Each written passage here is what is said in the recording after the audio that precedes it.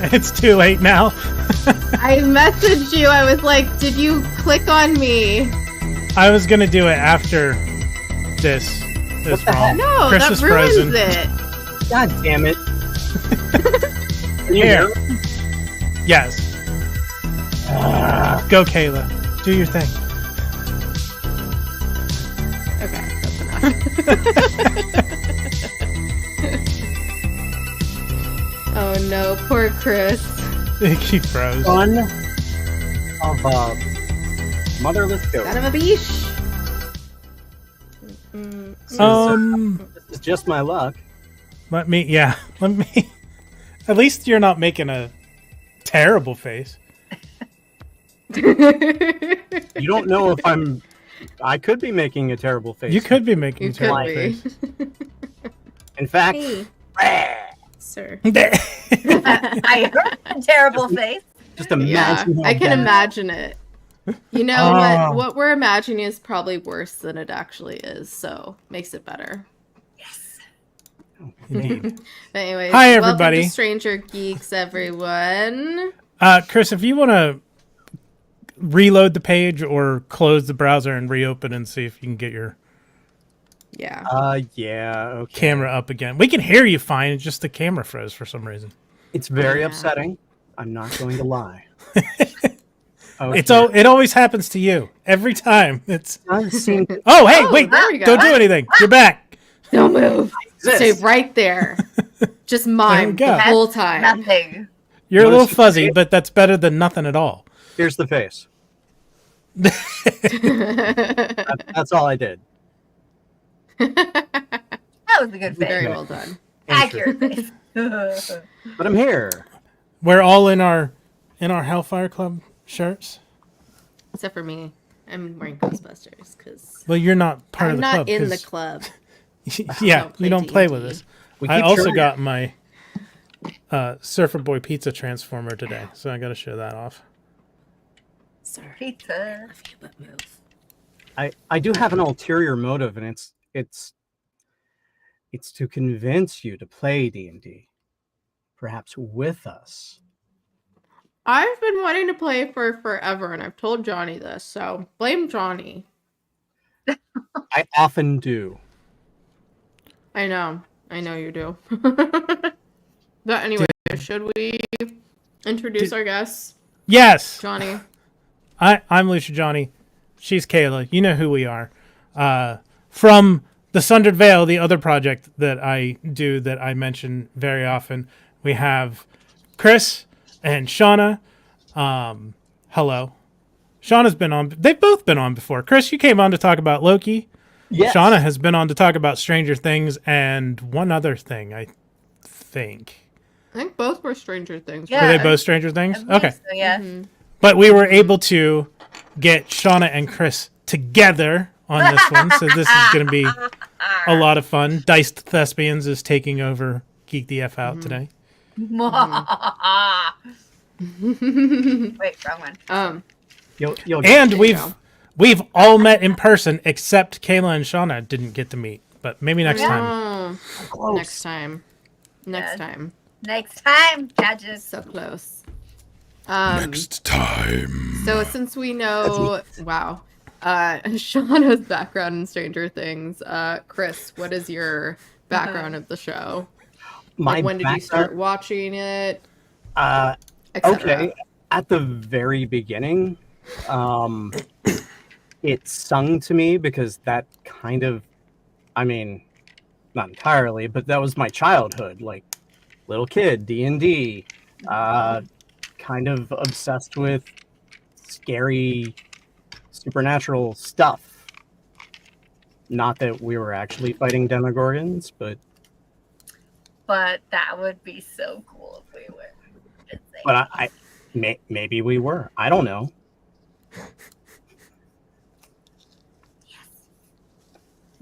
Sorry, So, yeah, still it's- chewing. Very near and dear to my heart. You should tell them about the experience thing you were telling me about before we went on. Oh, the Stranger Things experience. Yeah. Okay, well, I think it was the second year of the pandemic, so like 2021. And it was in between seasons. And out here in Los Angeles, they had the Stranger Things experience, which you could drive through. And they took over like an old mall and the parking garage. And you would drive through, and there was like different special effects going on, and the little motes in the air that looked like ash kind of floating, like you're in the Upside Down, were like all around the cars, and you're driving through it. It was nuts. That sounds really cool. We didn't have that up here, but we did have another Stranger Things experience where it was like in a building, because I think it started in 2022 or something like that. And it was, you know, only there for a certain amount of time. And yeah, there was like food and drinks, but it wasn't like, I don't know. I saw a couple people that went. It didn't look like that exciting to me. Like, that sounds cooler than whatever this thing that they had here was. So I mean, they had like actors running around dressed up like the characters, but they had cool. a practical effect Demogorgon running around chasing people. That sounds amazing. Not today, Satan. No, thank you. I mean, not you. You were in your car. You just got to watch it happen.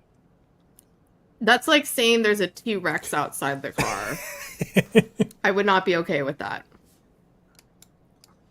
I mean, I kind of wanted to get out of the car, but Yeah. When he was Look at your makeup. It looks amazing. that was kind When of he my was- childhood. when he was talking about the motes flying through the air and stuff, it reminded me of when I went to Halloween Horror Nights. They had the Silent Hill house, and they did a similar thing with like ash floating through the air, like it was in Silent Hill. And they had a dude with a big pyramid head, so it sounded like a isolated, similar experience, except you were in your car instead of walking through. Right. Oh, that's so cool.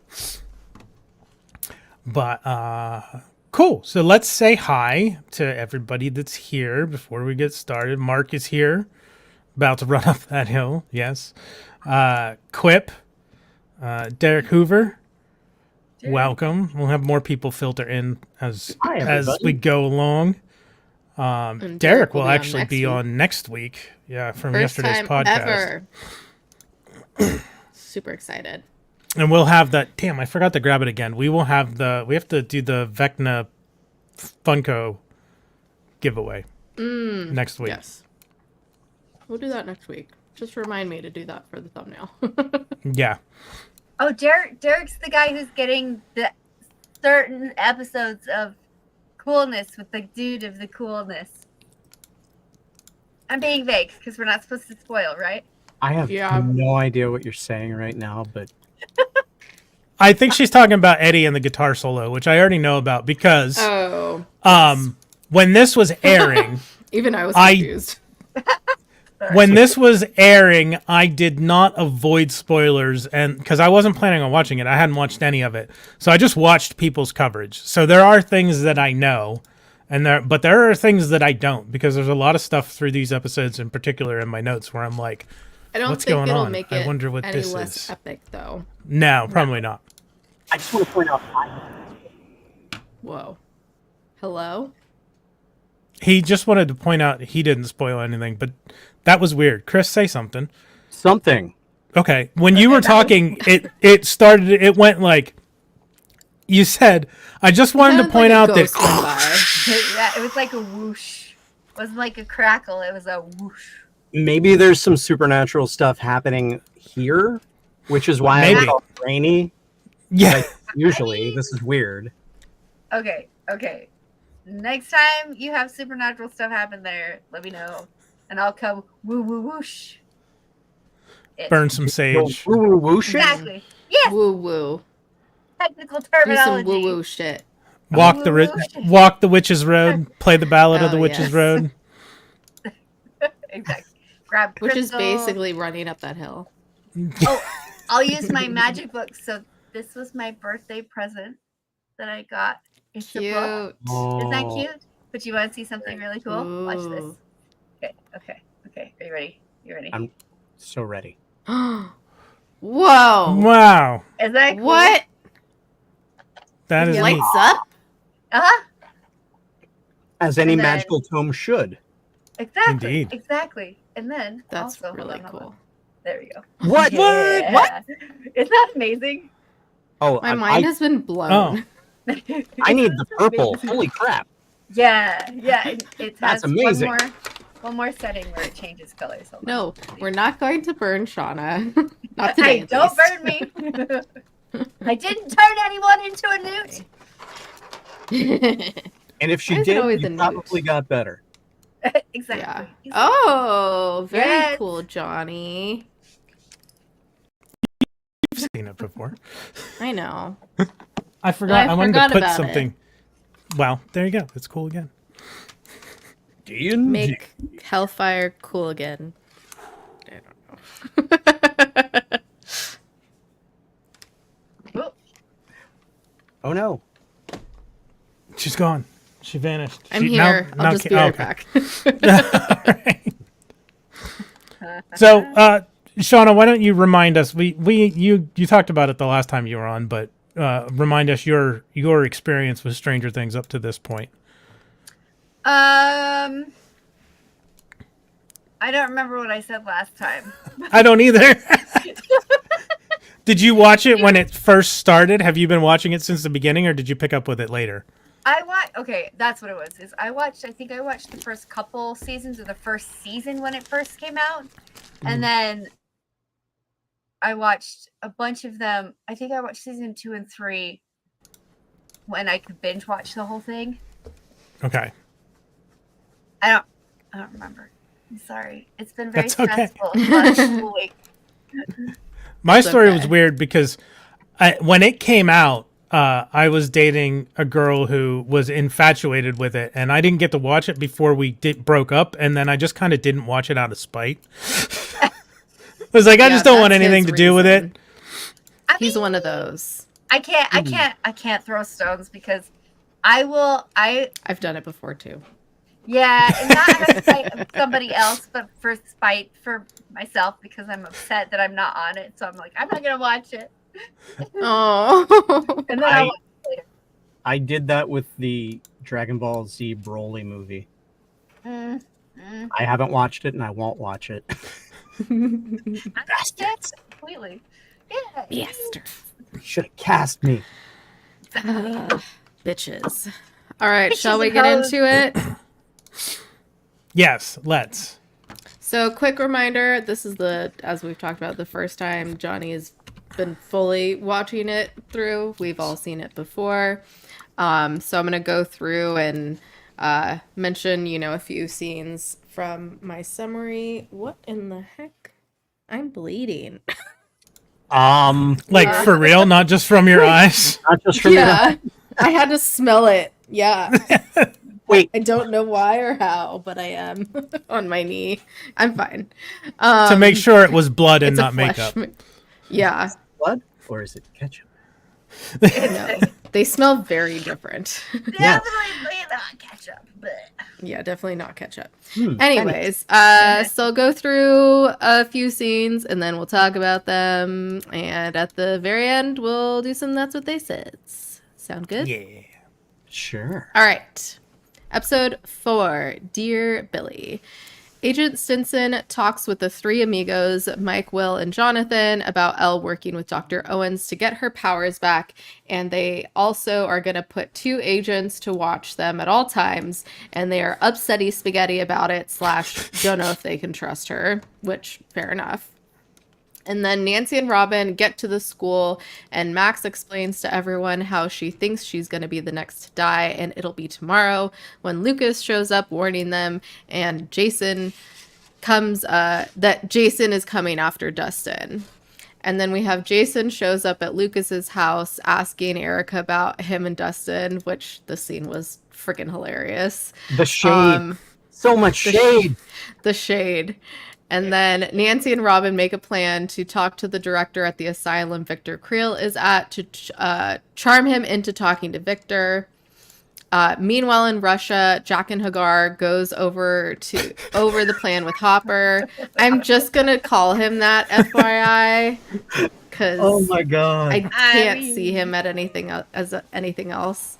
And then Mike tells Wills his feelings about Elle and their fight when Jonathan comes in with a plan to get a ride to Hawkins from Argyle. Let's talk about those scenes. My only note I have is when Erica says to Jason, "Know him? I've bled with him." I thought that was great. It was amazing. She has no idea what's going on, but she's so invested. Yeah. So good. Any other, Johnny? Any Yes, I have thoughts? quite a few up to. Oh dear.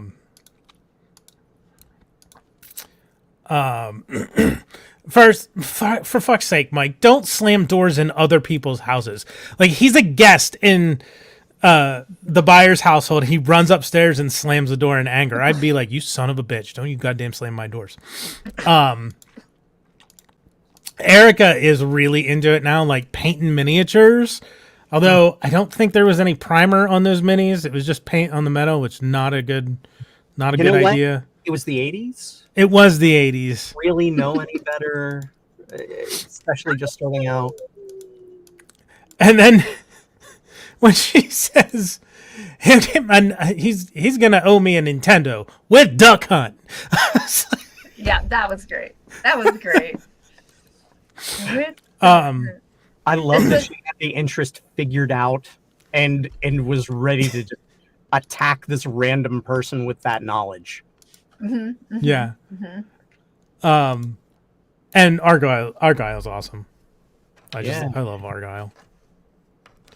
I figured you would You and me kind both. of, like, find a kindred spirit with Argyle. Yeah, Argyle's the Hurley of this season. He's the equivalent. I see much. Hurley when I see Argyle. Okay. I was gonna say the dude. Yeah, they're both very, very much dudes. Very dudist. Yeah. So could be, what's his face from Nemo? The turtle. The turtle. Oh yeah. Why am I Crush? blanking on his name? Crash. Dude. Dude. Dude. You were like, whoa. And we were like, whoa.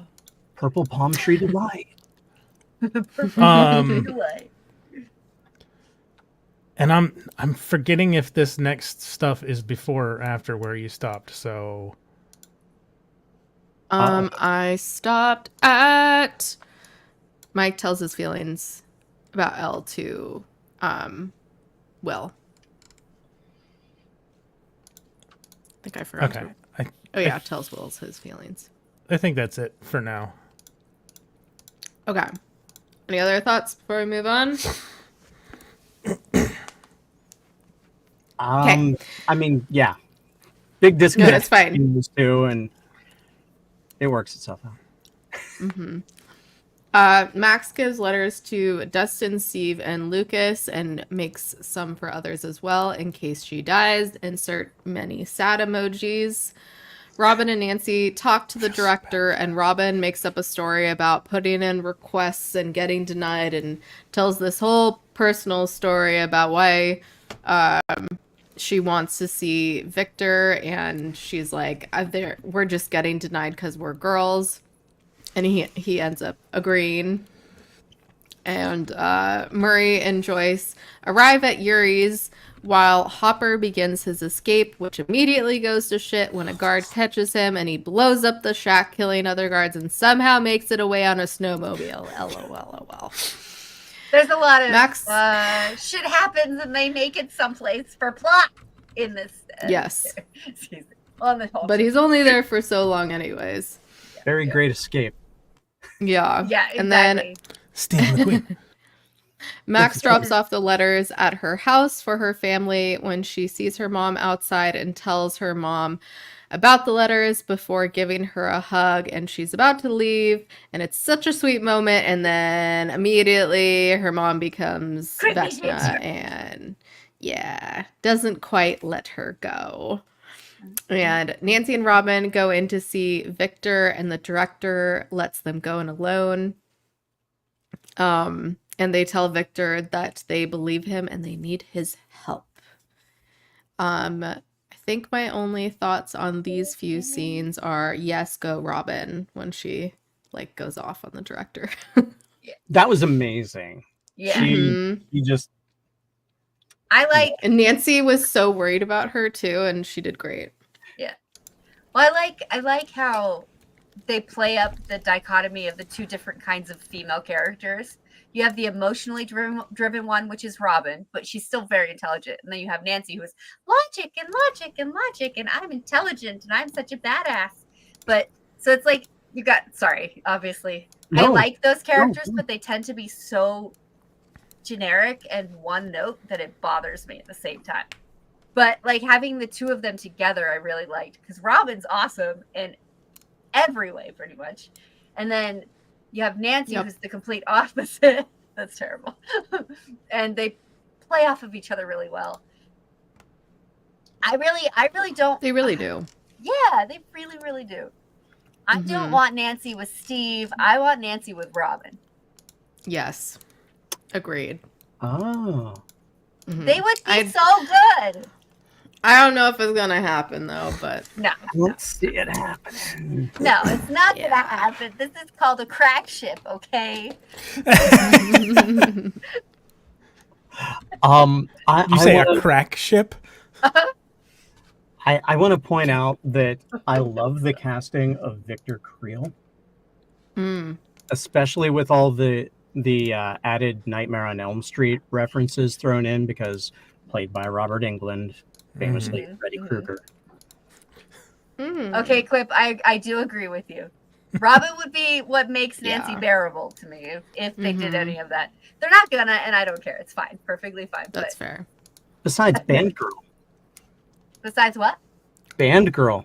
Band girl. Vicky? Oh, that's true. Mhm. Yeah. Vicky. Yeah, who she's. Yeah, But we don't see enough of her Yes. to know if we like her or not. She's I- just there. I don't know. I see something there. Just I mean, true. That's true. Yeah. There's some vibes there for sure. Oh yeah. Vibes be vibing between them. Steve sees it.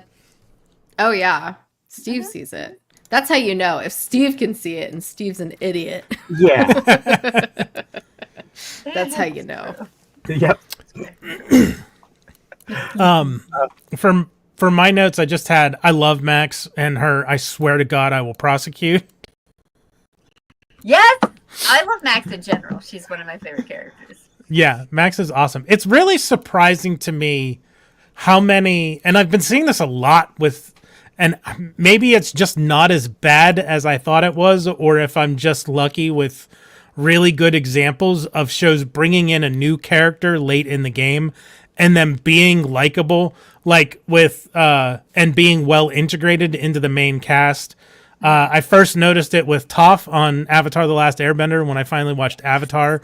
They brought her in late, and she's amazing, and she fits with the rest of the main crew so well, which really feels like it was hard to do. And then they did it in Lost, too, with some of the new characters that came in over the season, like Juliet, and Libby. They were Gale. brought in, and they were well integrated into the show and the main cast. And with this, you have like that with Robin and with Max, like characters that were brought in late, but feel like they've been there the whole time, which I feel like, even though those are three really good examples of things that I've watched recently where they've done that, I feel like it's rare to have that happen. Mm-hmm. I think it's rare anymore. It used to Yeah. happen. Yeah. Well, Go ahead. no, you finish your thought. Finish your thought. Multiple times on Buffy. No, you hang About up the- first. yes. Yeah. No, you hang up first. sorry. But sorry. yeah, No multiple need- times on Buffy. That's all I was going to say. Yeah, Yeah. Buffy and Angel tended to do it well. Yeah. Argyle and Eddie too, for sure. Yes. With Stranger Yeah. Things, though, I have noticed they do have Mm. that.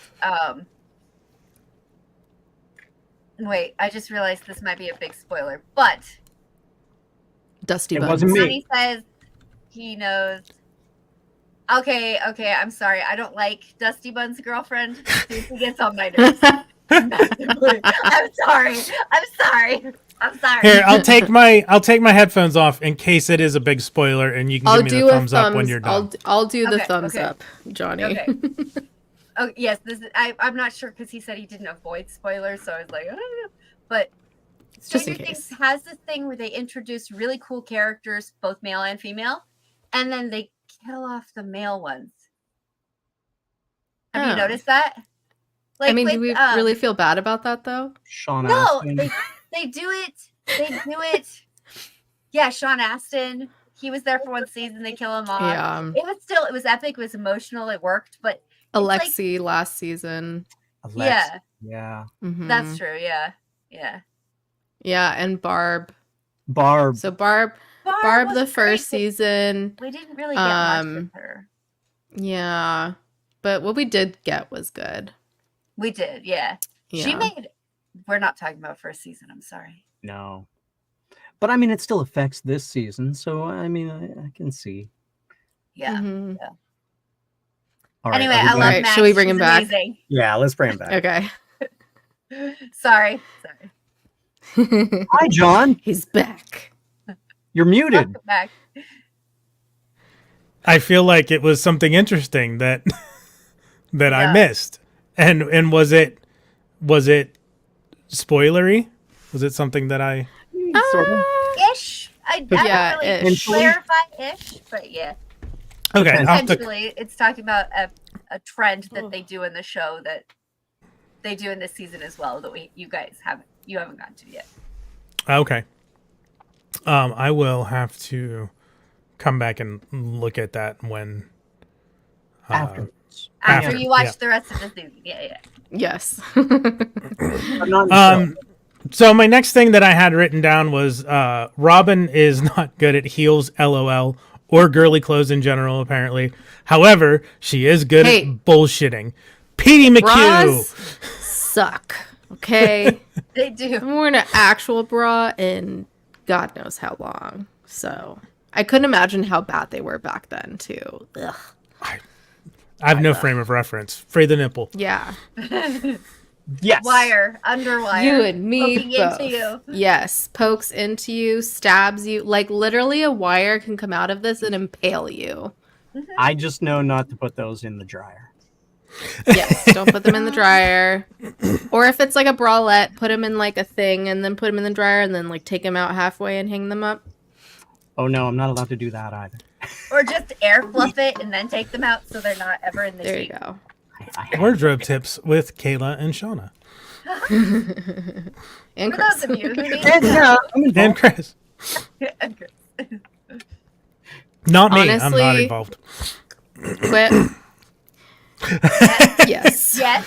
You hit he the has nail to- on the head. That takes notes. Take And notes.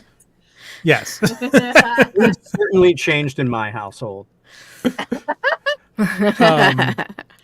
was a lot more happy I love during the pandemic.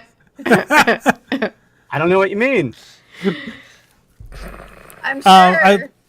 I love that Yuri is a jokester. I'm just gonna keep going. Yep, go ahead. Hopper and his foot. I can't. Oh, it's such a god. It's like anytime you see like in movies where someone like tries to dislocate their thumb to slip out of the Oh. handcuff, and he's doing that or with like relocate their shoulder. yeah. Gives me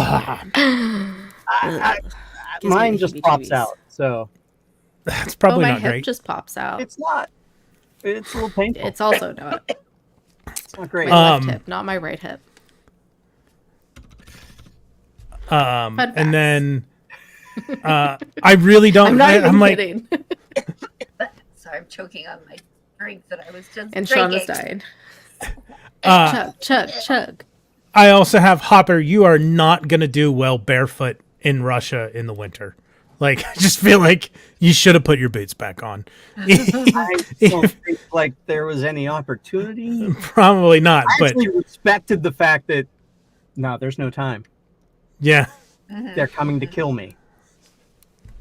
I think he should have grabbed them and took them with him and Yeah. then put them on later. But, you know, I mean, he was kind of rushing. I see what Ah, he you did. He was Russian. was Russian.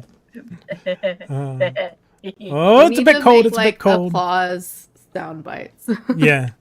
I've got a better idea. Oh, it's the same idea. It's the same idea. Same idea. Same idea. Work for Do your life. not start that land war. And then I wrote for Max, how do you tell your mom an eldritch horror from another dimension is stalking you?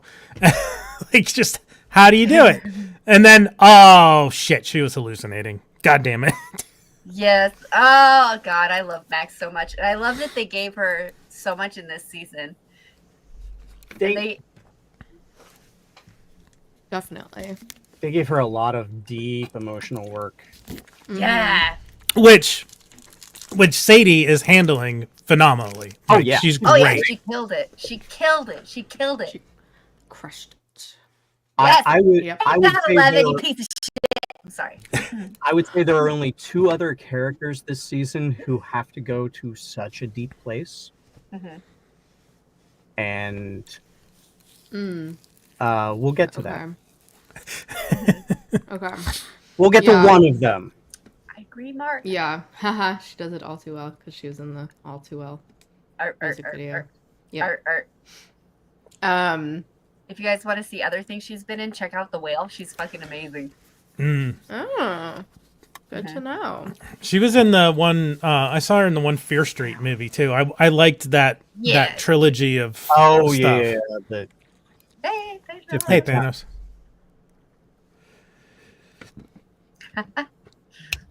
Anyways. Sorry. Oh no, you're fine. I was like, of course I take a drink when there's silence. Yeah. There was something I was gonna say about her. Oh, about this season in general, and we'll talk about it next week. But I know you guys won't be here next week, so we can talk a little bit about it now. But how, obviously dealing with Max's trauma and how she's handling it now, and then showing all these other kids with trauma, which I think it's next. It's either 5 or 6 where Lucas brings it up to her and is like, every one of these kids has been going through a lot of fucking shit. Mhm. But I think this season really is just like a big metaphor for mental health and, getting help for that. And I mean, the fact that they're able to do that through a sci-fi fantasy show is pretty amazing, and a horror show too. So yeah, I think they did a great job with that. hard agree. Mhm. Very much so. They, I feel like some of the best ways to talk about mental illness and things like that is using sci-fi or fantasy, because it makes it a lot easier for people to focus on it, and to not even just focus on it, but to swallow it. Does that make sense? it makes it more approachable. Yeah, more I'm sorry. approachable, Yeah. more easier to be empathetic towards. Right. I can't take anything swallowing seriously. Ugh. Sorry. Oh my god.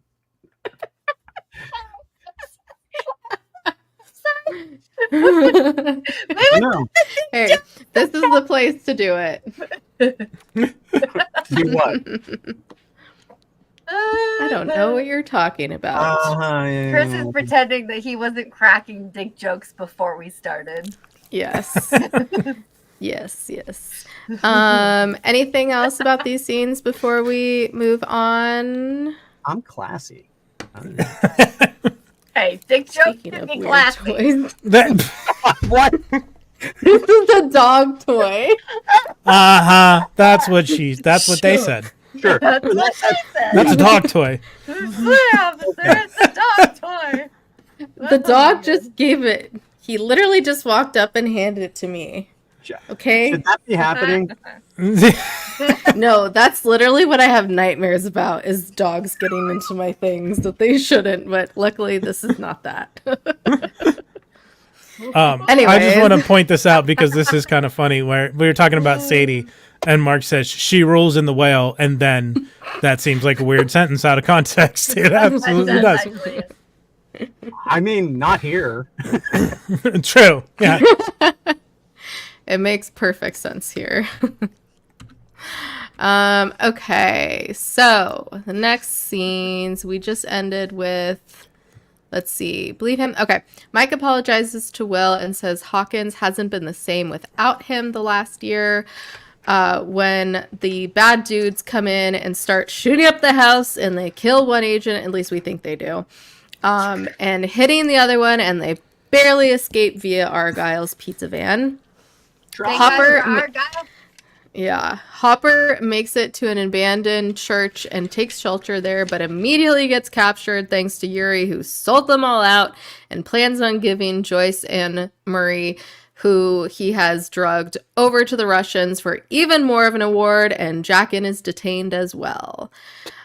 Lucas tries to get Max to talk to him, but no, and we get a flashback to what happened to Victor, and basically there was a demon that he thinks haunted the family when they moved into the house and gave them hallucinations until it killed his wife and kids. But they're suddenly interrupted by the director, who discovers their ruse. Meanwhile, at the we cemetery... never saw that coming. Yeah. They Like did not. you named a professor that he happened to know and thought you could get away with it. Yeah. Like, I don't think they knew that he would know them, but like once you find out that information, I would be like, maybe we shouldn't do this. It's too late. You've committed Anyways. at that point. Yeah. Yeah. Let's see. Oh, at the cemetery, Max reads her letter to Billy at his grave when Vecna shows up as Billy and says that he knows she wants to die too, and it is her time. And Robin and Nancy are escorted out when they make their escape, figuring out that maybe music is why Victor survived, and they radio Dustin to let him know. So Dustin, Steve, and Lucas race to find Kate Bush's Running Up That Hill to play in Max's headphones, and she raises up in the air, and they show flashes of all these memories with her friends, and she is able to break free from Vecna, running up the hill to her friends through the Upside Down, and makes it out just in time to wake up from her trance. And this scene gives me goosebumps Gives you what? every single time. Yep. I mean, That it is the scene is- scene that kind of broke the internet for a while. Yeah. It did. It's my favorite scene of the show. Yeah. Like even sure. more than the guitar thing, even though that was really cool. It was really cool. Mhm. This scene for me, it was like What? I don't know what you're talking about. Goosebumps. there's some people play guitar and they have a concert. It's What? Johnny knows. yeah, I was gonna say this is the one that he said that he was spoiled It's important with, so. that I don't Mhm. spoil anything for John ever. Yes. Oh it yeah, is. that's true. That's true. I remember hearing that story. So it haunts me. Hashtag never again. Never again. Hashtag never again. I want to He knows what he did.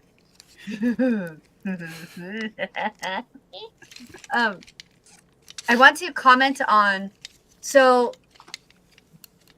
the scene where Max is hallucinating talking to Billy, right? Mm. Mm-hmm.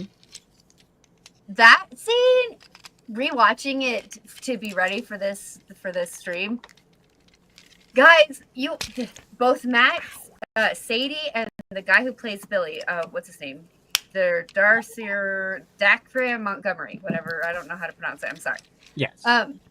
They acted together amazingly well. So it's like Mm-hmm. that scene specifically, it was so short, but it addressed all of the issues I had with the last season, where Mm-hmm. they never addressed Billy having done that or anything like that or any emotional context, anything. And then they address all of that and they're like, well, this is why. Okay, we're going to retcon that whole thing and be like, nope, she was having these feelings the whole time, but she was hiding from them and she was doing those things, which I really appreciated that they did that. But that dude in that scene, when he was Billy, he was great, but goddamn. Yeah, Yes.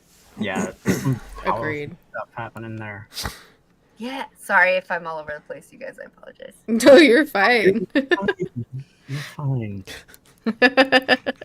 Sorry. Are you?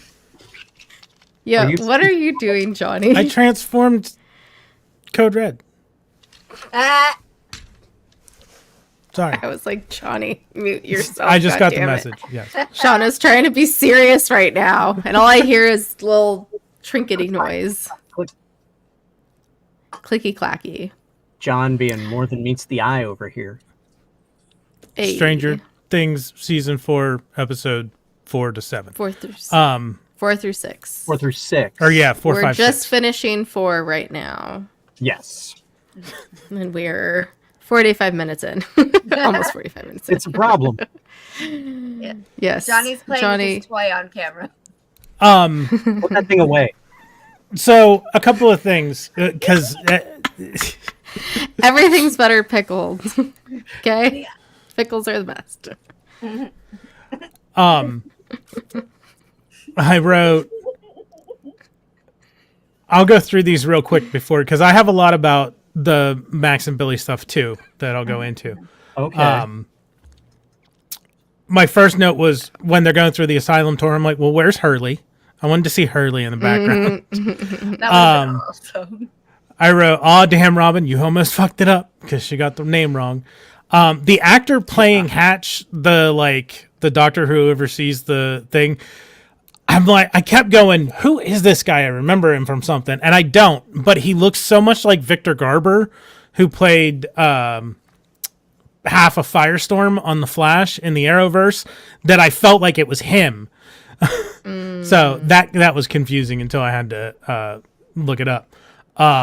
Really? Okay.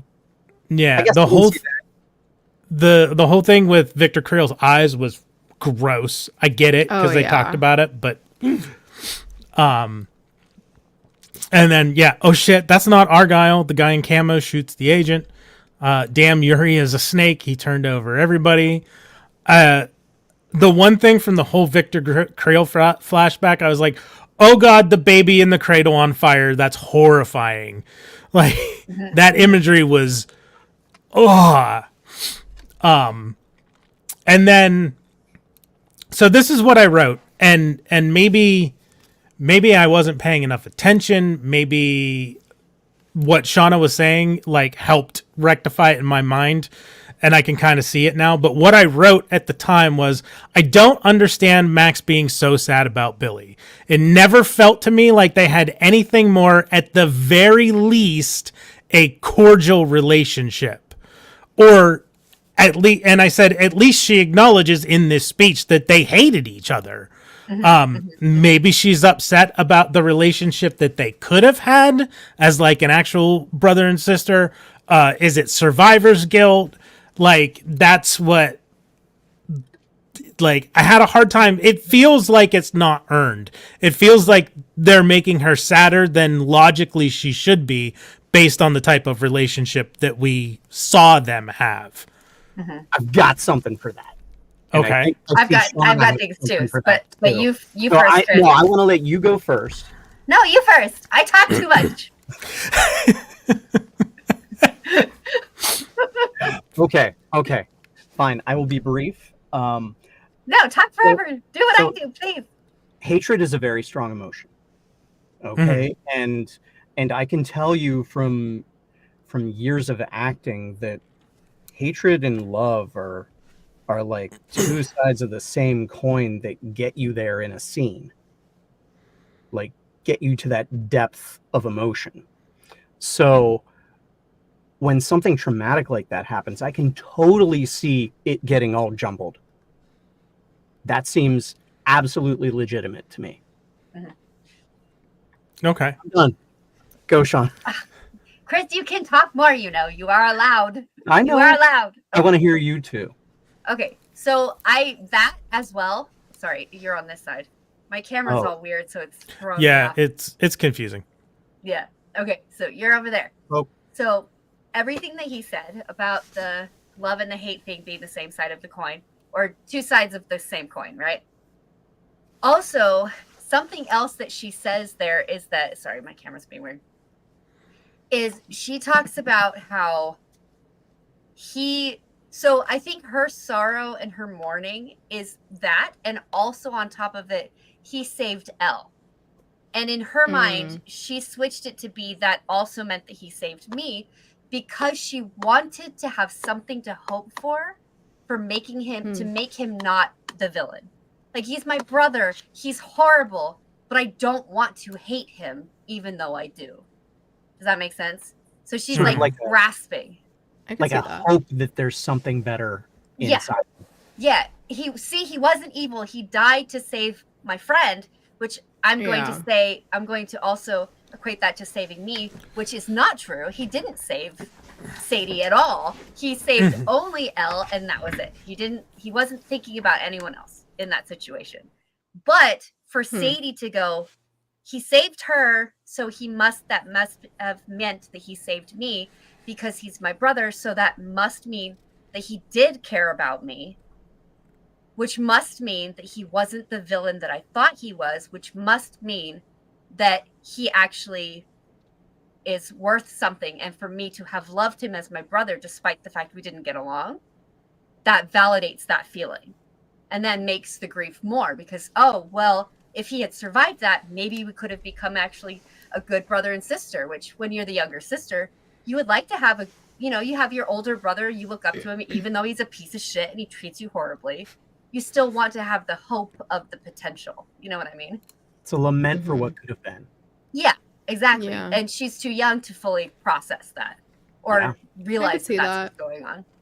I could also be stretching and trying to make it mean something. I think when you're younger like that, especially, you're told that your family is everything and you have to do everything for them and love them no matter what. So I think that might be part of it as well. I feel like a lot of times it isn't until we're older that we realize that our families, aren't perfect and they have their issues and, you may not want to associate with them. Whereas, you're younger, you're just like, I have to obey my parents and be nice to my siblings and blah, blah, blah.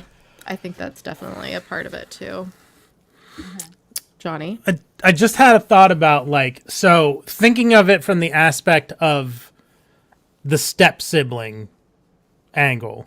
And they don't give us any indication of this on screen, but it's something that just popped into my head. It's possible also, could it be that she's her thought process was, it was never anything against Billy. It was against her mom and now her stepdad. Oh, you're going to tell me that this person is my brother and I have to learn to love them? No, fuck you. I'm not going to do that. And it had nothing to do with him. It didn't matter if it was Billy. It could have been anybody. But she still would have had an antagonistic relationship towards him as a projection of rebellion against her parent and the new relationship that she was in. I don't know why that popped into my head, but it did. It's spitballing and is probably really reaching and not anywhere near what they actually have in mind, but it could be. No, I see a nugget of reality maybe in there. Because her relationship with her mom seems fine. It doesn't, at least I don't think we saw her mom too much last season. A couple times with the scenes of all of them at home. And they don't give us any indication this season that there's anything amiss between her and her mom, but we don't know what her relationship with her mom really was like while Billy's dad was in the picture. How was that? Where is Max's real dad? Do we know anything about Max's real dad? Have we seen her real dad, her biological dad? She says when she talks to Vecna Mommy, she's like, if you can find him, about her dad. Yeah. So, yeah, if you can find him. Which that could mean a lot of things. So I don't know. So yeah, I wonder if there's a twist of this isn't my dad. You're not replacing my dad, and that means this is not my brother. So it's not anything that was truly against Billy. It was against Billy's dad Well, and I mean, her mom trying to make Billy's dad her dad. I don't know. Just a thought that occurred to me. she does call Billy's dad an asshole. Yeah. Yeah. Uh, Also keep in mind that Max and Billy met when Max was very, very young. So she would probably not remember or barely remember him not being a part of her life at all. True. So in her mind, even though they're not siblings, they're step siblings, and Billy reminds her of that all the time. You're still being raised together as siblings. In your mind, you're still, as somebody who has a lot of older step siblings that I was raised kind of like this with, you still see them as siblings until you get older and they do something to say, no, fuck you, you're not my sibling, we're not related. And then that you have to have something trigger that as an adult. Because even when I was a teenager and they would do things like that, it never fully clicked, even though I knew, but I didn't know. Does that make sense? Yeah. Makes sense to me. Any other thoughts on Max, Billy, the relationship, this episode, the ending of this episode, how epic it was? My last comment after that was Max is fucked. Vecna's using Billy's image against her. Yeah. Sean, yeah, were you going to say something?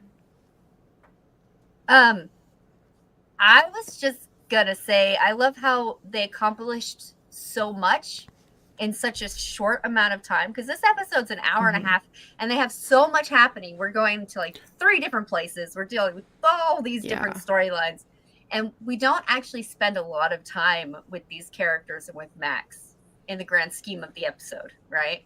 And they managed to accomplish a lot using very intelligently written dialogue, which I appreciate, because like her conversation with her mom, they give you a ton of information there. Her conversation with Billy, a ton of information there. Her interactions with Vecna, a ton of psychosomatic information there, psychological information there. And they do it so quickly and they do it so well. And it's with those scenes, at least, it didn't feel rushed to me. A lot of the other stuff did, but these scenes didn't because of that. And I love that. I do feel like this episode they had been waiting to make. I mean, it was the mid-season finale, I believe, when it originally came out, because they split the season in 2. It was split into 7 episodes and then the last 2. Weird. Really? I know. This one just feels like it then. Yeah, it does. It really does. So amazing. Yeah. I wonder if maybe that was the original plan, because it is kind of it is near the halfway point if you divide the season in 2. And the last episode's over 2 hours. That's true. That is true. And that's 9th. Yeah, because episode 4 is an hour 18, episode 5 is an hour 16, episode 6 is an hour 15, and then it goes to an hour 38, hour 25, 2 hours, 19 minutes. Jesus. Wow. Yeah. And it didn't feel like it. I know we're not talking about that episode, but it didn't feel that long. No. And this one didn't either. It just felt like full. Yeah, there's no real wasted time or space that I have noticed yet. Nothing where I'm like, why the fuck are we looking at this? They pack it in real tight this season. Yeah. Get in there nice and deep black.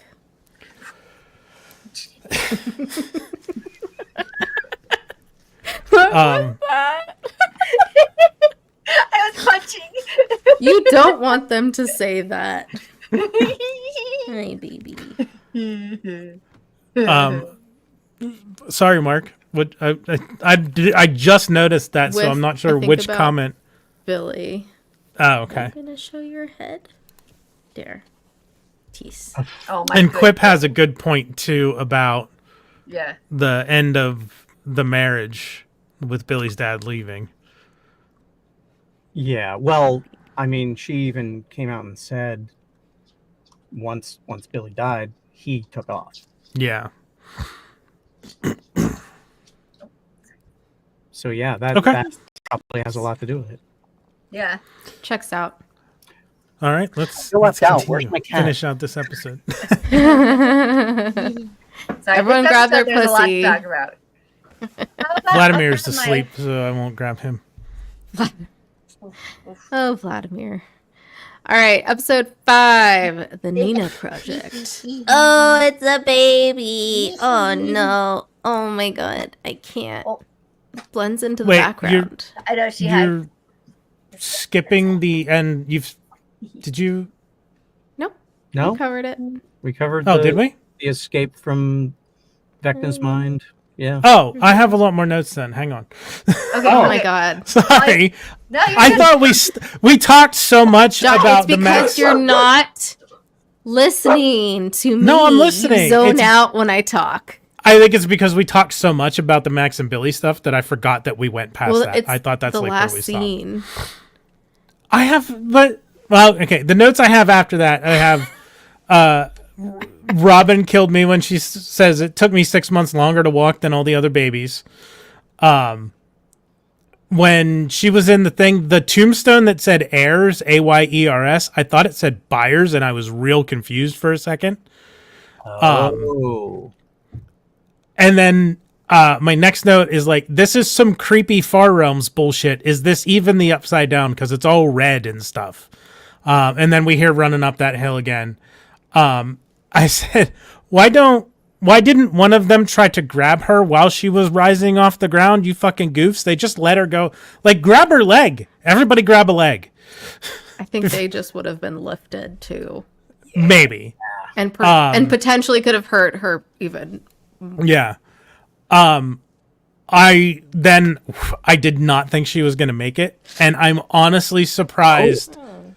Yeah, I the way that they panned it, like it felt like she was not getting out of there before that portal closed. And I'm surprised that they didn't fade to black before showing us that she did get out. Like, I was surprised that it wasn't a cut there and leave you to wonder. Because they do tend to do that. Yeah. Which they do at the end of episode 6. Yes. Yes, and that's But something we'll that I talk noted. about that. Yeah. We'll get there. Coming up. Any other thoughts? No, Johnny, that's it before for we me then. actually move on.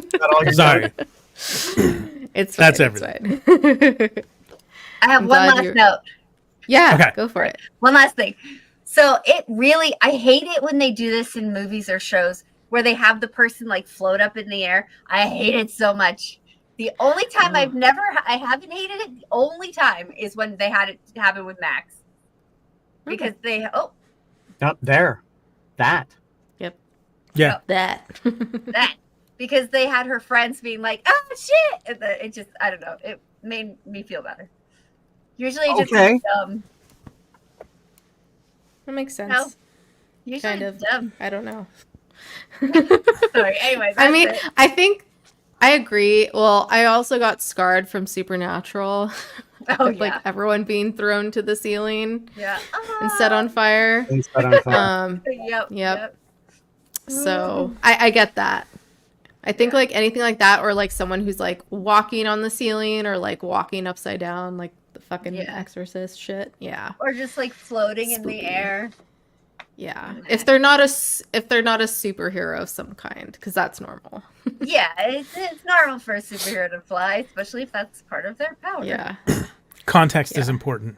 Yes. Yellow eyes. Yep. Yellow eyes. Like if you're Yellow-eyed watching demon. Supernatural or you're watching the MCU. Yep, yeah, exactly. You were so Exactly. dirty, sir.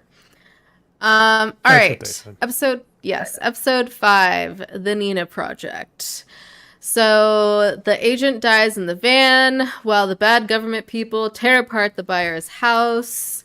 11 and Owens show up to a door in the middle of the desert, just a door.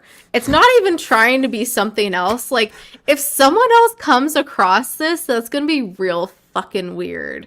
Like, they could have at least made it. Suspicious. Yeah, they could have at least made it a telephone booth like fucking Harry Potter. Like, make it make sense. Yeah, exactly. You want to go Doctor Who? Go Doctor Who. But Yeah, make it make sense. Anyways, so they go down this elevator and he shows her this facility that they have, which looks a hell of a lot like the Russian tunnels last season. And we meet Nina, but we don't really find out what Nina is until later. And Papa's home, baby! Anyone who watches Try Guys will understand that reference. Elle tries to run, but gets sedated when she sees him, because, I mean, I would... Yeah.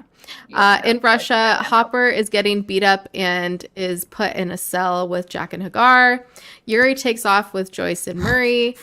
Max has been drawing pics from Vecna's home, and Nancy and Dustin try to piece it together and find out it's Victor Creel's house. And then 11 wakes up in a hospital gown in the same kind of cell that she was at Hawkins' lab, and her hair has been shaved off.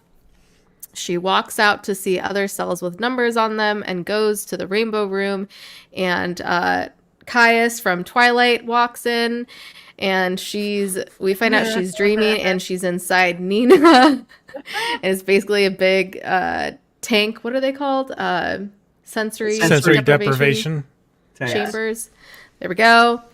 And then I'll do one more scene. The foursome Barry, the agent, and Will and Mike have a heart-to-heart until Mike realizes the number was in the agent's pen all along. Secret agent guy. Secret agent man. Secret agent man. What have I done? You started something, Chris. You I just started to sing along. He didn't start the fire. It was always burning since the world was burning. Okay. Burning. Wow. It was just burning, okay? Okay, so I don't know about the rest of you, but but the Matthew Modine reveal angered me. Yeah. Like, I'm watching it and I'm like, I understand why this is good television. I get it, but also with him coming back.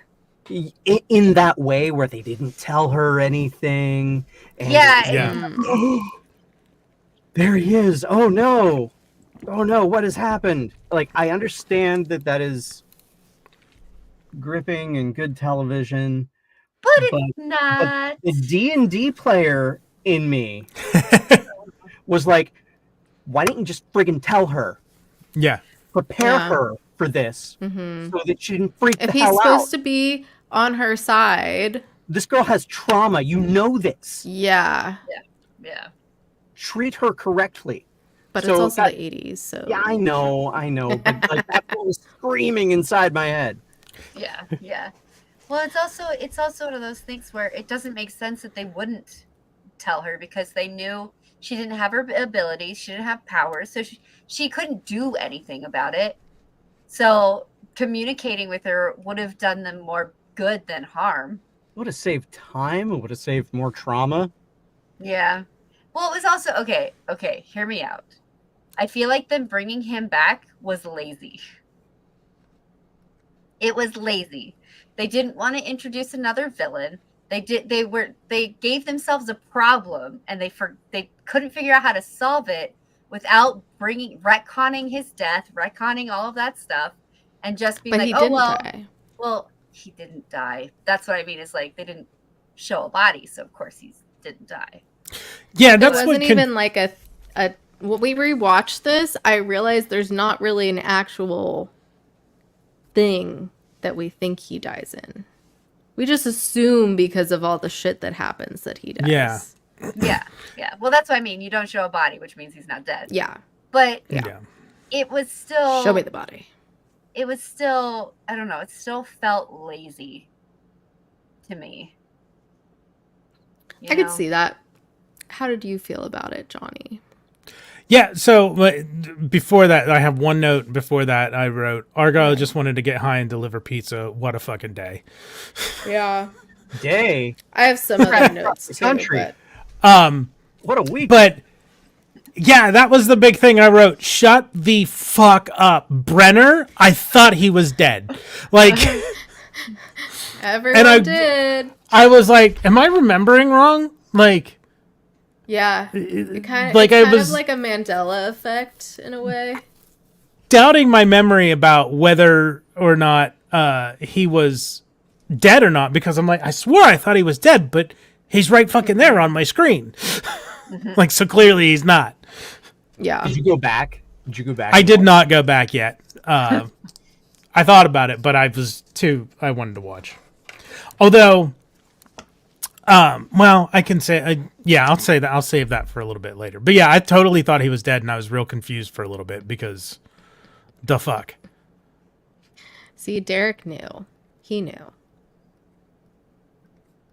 Well, some of us aren't as smart, okay? I didn't know when I first watched it. I'm pretty sure I thought he died, but when rewatching it, I remembered to look for that at the end of season 1, and I can't remember exactly how it played out, but all I remember is that like there was no body, like you said. I remembered going, wait, no, he can't be dead. Yeah. Maybe I just You're right. wanted him to be dead so badly. I mean, we all because wanted he's so him to be annoying. dead. I think I'm just distrustful of writers. Yeah. You should be. Or white-haired men, older men, which you also should be. White-haired older men scientists. They never Who- die. He's not Trap really a people scientist, and though. put them in hospital gowns and make them call you Papa. Yeah, that. Yep. He Yeah. That's definitely creepy has as a fuck. weird fetish Ooh. with that. That's He definitely has daddy issues. He What? has being daddy issues. And it was funny. You guys weren't on last week. I don't know if you saw, but when they open with him, like, we don't know it's him at first, but the paper gets delivered and we see him set the egg timer with the crossword puzzle. I was like, who is this pretentious fuck that setting There the you timer to go. do the crossword puzzle? And I'm like, oh shit, it's Brenner. That makes sense. Yep. It does. make Yeah. sense, but it just, It I does. don't know. I think my thing is I like when stories. Okay, Yes! I'm suspicious and skeptical. Yes, yes, yes, I'm with you. I am too. I think I was just being hopeful. You know, weirdly hopeful that they were going to let the storyline move forward. Okay. Oh, Seanna, Okay. you have hope. I know. I have hope. My Horrible. hope should have been destroyed when I was watching Inuyasha. Okay, back when I was a child, I should have had my hope destroyed. I should. Wow. Have done better. I haven't thought Wow. about Inuyasha in fucking ages. Dude. Cut right there. Wow. It is. I like the show, but you have the one villain who comes back over and over and over and over again. No matter how many times they get rid of him, no matter how many times they kill him, he just never dies. I mean, that's anime, though. I know, but they That's like what happens. they always have the. That's what I'm saying is that it should. I should have known that. If I'm Because of that. It's tangent time, if I'm remembering right, didn't they not even finish that show? Doesn't it have like 175 episodes and it just stops? Like, it doesn't end. They just stopped making episodes. They finally finished it. Oh, really? Because I remember it was an Adult Swim for the longest time. It was like Inuyasha and Cowboy Bebop and Full Metal Alchemist. Like, yeah. Yeah, it was one of those. They finally finished it years and years later, and they didn't air it on Adult Swim. They didn't air it on Cartoon Network because by that point they weren't showing it anymore. Yeah, that makes sense. Mhm. Yeah, I This is great. I also have no idea what's being talked about right now. So So Inuyasha Yeah. is an older anime. you're not boring me. Yes, I did, but for other reasons. Is that a red vine? Go ahead. Yes, Proud of you. I went to the movies last night. Okay. I also love Twizzlers. I'm not one of those people that like hates one or hates the other. I love both. They're two different things. Continue, Shauna. That's the mark of a good production, though. Yes. If you got red vines. You got Twizzlers. Ooh. They have both. Like at the movies, you mean? No. I mean on a set. Oh, yes. Craft foods. I like how Derek and Mark just said the same thing at the same time. They did. Oh my god. And yes, Twinsies. we don't do Mr. Pibb, Dr. Pepper. My grandma actually taught me that trick. My good grandma. Not the bad one. The only difference is Obviously. the R versus equal. Otherwise, the wording is identical. Exactly. Oh, so good. That's awesome. Oh, God. Lonely Island references Hear me in out. a row. Yep. But hear me out. We have fully gone off the rails now. I'm sorry. Hear you out. No, What, Chris? You can't have red. Oh, no. vines. Lonely Island. Your dog. Oh, Sushi Glory Hole? Anybody? No? yeah. Oh my god. Hear me out. So good. But hear me out. Oh, good shit. So good. Wow. Okay. Tangent time. Sorry. Okay. I'm going to say my Let's get notes back. real quick.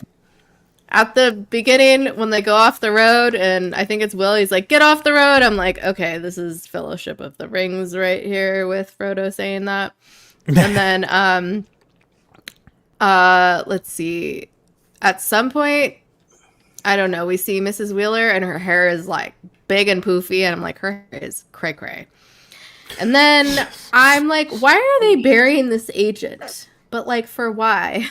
Like, what's the point of burying him? They gotta hide the body. But like, for They why? can't get, because they'll get accused of murder. Because nobody Also, knows. You don't want to drive cross country with the body. And the guy did. Oh, that was already done. Like, he did save them, so they want to. I don't know. I don't want He was- animals eating them. Right? His aim was impeccable. I'm telling you. Holy Oh, that shit. guy was. He was good. Yeah. I wanted to see how good the other guy would have been if he hadn't been shot first. Han shot first. Han shot. Mm-hmm. Greedo Period. never shot. Yeah. Mm-hmm. Yep. Anything else about these scenes before we move on? Finally, we're not like. We're like a I also wrote very inconspicuous door in the middle of the desert. That's weird. Shut the fuck up, Brenner. Eddie. I do love, like, as much as I dislike Nancy, I love her annoyed face. Yep. Like, when she's talking to Dustin and she's like, where's Max? And he's like, she was right there. And she goes, I just thought it was so cute. I loved it. Yes, Mrs. Wheeler looks ridiculous. Ted is absolutely fucking fed up. This is an awesome breakfast conversation. And Argyle's freaking out. Those are my notes. I also love how Max and Nancy have this conversation about the shit in front of their her parents. That's what it's like Right awesome there. breakfast conversation. Yeah, exactly. And they're not questioning anything. It was so funny. And he Like, okay. he just keeps making comments. He's like, "Can you just go to someone else's house, like anyone else's house? Stop freeloading off of us." I'm like, bro, you're rich as fuck. Like, God, of what was course his- they're coming to your house. What was he said? He was like, no, just take us for all we have. And Dustin said, Yep. okay, Thanks, Mr. Wheeler. I'm gonna do that. Take us for all we're worth. And he just Yeah. looked Yeah, up. Dustin's like, fine, all right, It's like, sweet, Oh, thanks. great. don't mind if I Multiple do. Pancakes. hmm Yep. So good, so good. Oh, All right. yeah, Yeah. where were we next? So let's see. Oh yes. In Russia, Jaqen tries to bribe one of the guards, but Hopper is too bummed to help and opens up to Jaqen about his trauma in the Vietnam War and how he dealt with Agent Orange, which I completely forgot about that. And then we have Agent Stinson looks around Eddie's uncle's trailer and they find the upside down Spudissy. And then at Christy's funeral. Was that a technical term? Yes. I get Johnny every time with it. I get it out of nowhere. Oh, he is red. Oh, that's amazing. Oh shit. Breathing. Yeah. Don't worry. There'll be many more bussies to come. The dog just got very excited about that. Anyways, at Christy's funeral, Jason and the other douche canoes plan to go to a bunch of spots to find Eddie, and one of them, Patrick, sees the clock, so he's gonna be fucked.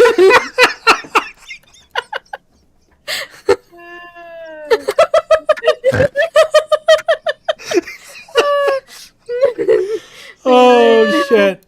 Upside Spudissy. What vine squelching? So that reminds me, the first time I was on the stream was for that episode in the first season where we decided the upside down entrance was a vagina. Oh, so you were ready. I was ready. You've been primed for this. She's been warmed up and lubed properly. All right. Anyways. Oh yes. Steve, Dustin, Nancy, Robin, Lucas, and Max go to Victor's house to check it out. There's a lot of fucking people there. Joyce and Marie try to figure out a way to get back to the U.S. / take out Yuri. I'm petting you. What more do you want, child?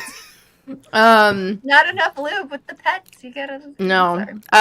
11 is still stuck in her Hawkins lab nightmare and sees that she's her younger self in the mirror, and Brenner talks to her and tells her that she needs to find her way out of there, which I'm like, how the fuck? That's no help, dude. Argyle and Co. Call the number and find out it's a computer and realize they need to go to Susie in Utah to hack the computer. Jason and 2 of his douche canoes show up to Rick's where Eddie is.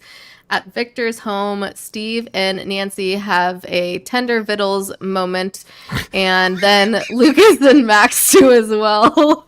Then one of the lights starts flickering, making them follow it. I wasn't saying that to make it laugh. That's literally what my dad says. Tender vittles. No. Oh, I know. All right. I'll say my notes for those scenes. Let's see. Yeah, so I forgot about Hopper's background in the Vietnam War. I love when Dustin says to Steve, "You're not a child." You're not a child. And their banter in that whole scene inside Victor Creel's house is so funny, and when Steve goes up the stairs and sighs, and fucking Dustin is like, "Was that a sigh?" No. And then, oh my gosh, Murray talking about his black belt training versus teenagers, and he's like, "But that one guy's really big and blah blah blah." I think he was almost 16. He's almost 16. Yeah.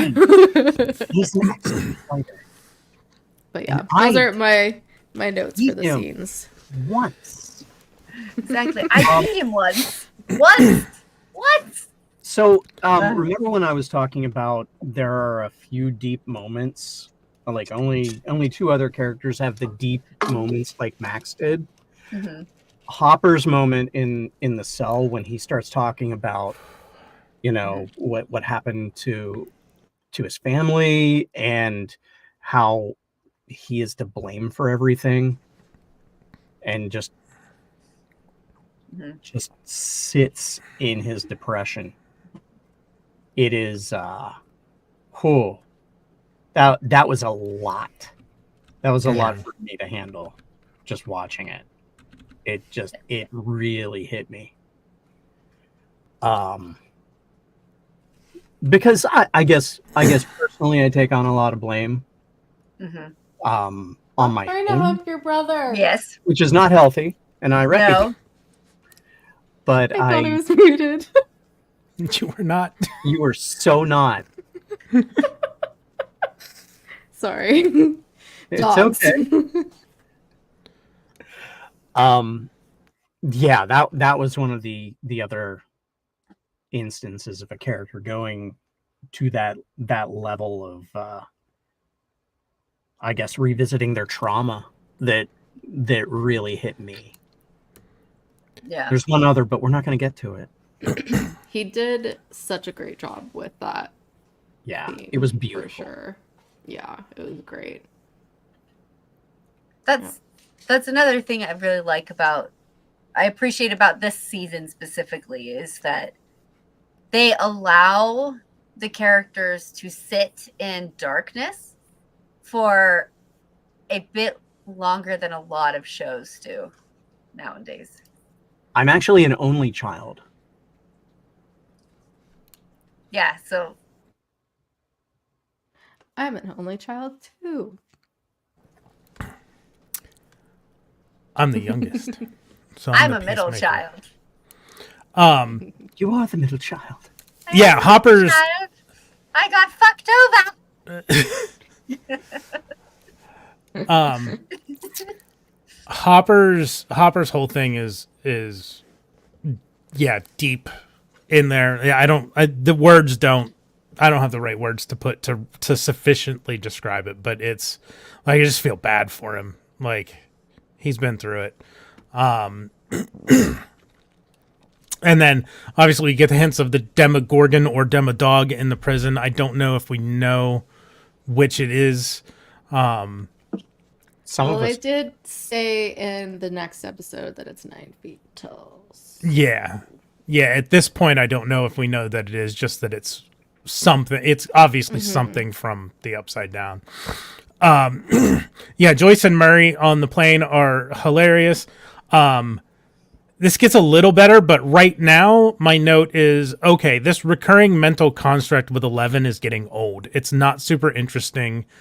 Like, Yeah. this is the one part. It gets a little better, but it's probably the weakest part of this season so far is the Nina Project stuff. It's not terribly interesting to me.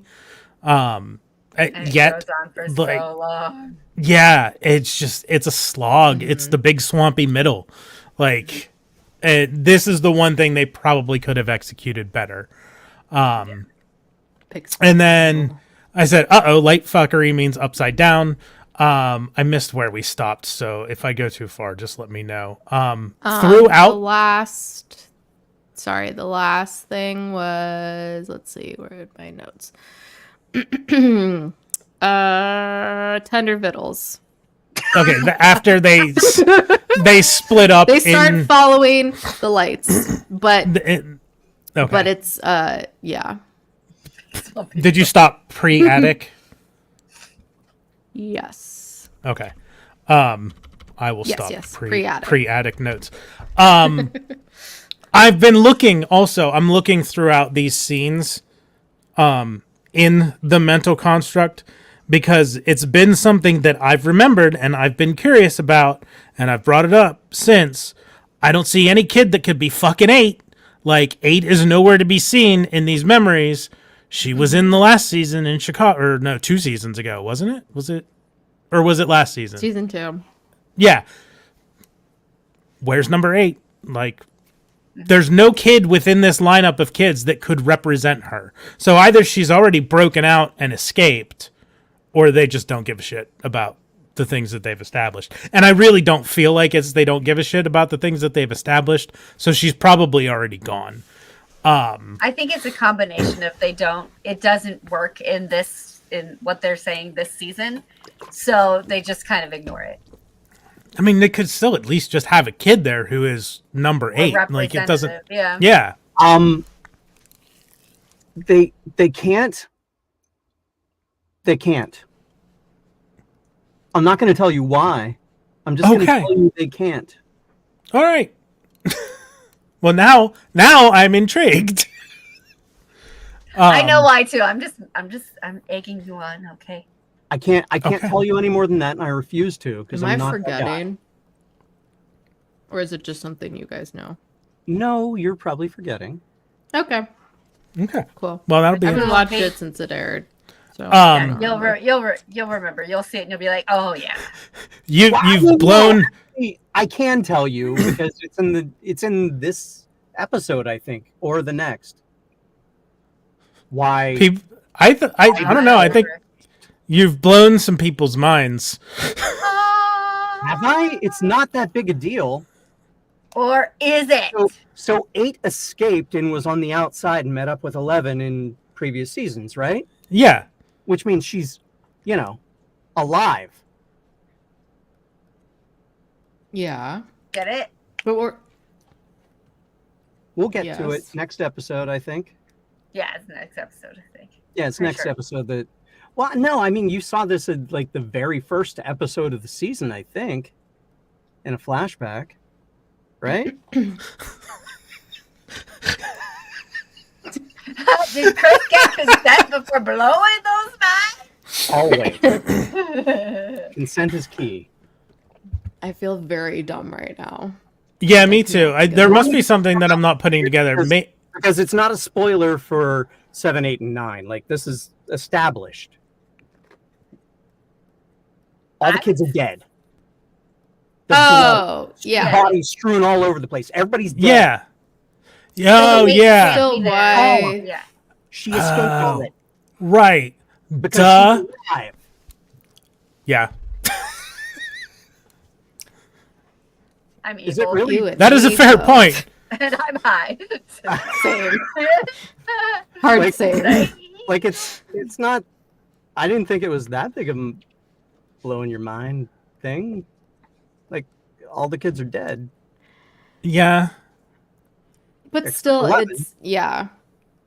There's, Well, there's that more was- to it. Like you So that see- was one of the things that I wrote about in the first episode, because we do see in like the very first episode Yeah. or two the flashback where she's standing in the room and everybody's dead and Brenner comes in and says, "What did you do?" Yeah. I thought maybe that was 8's escape. No,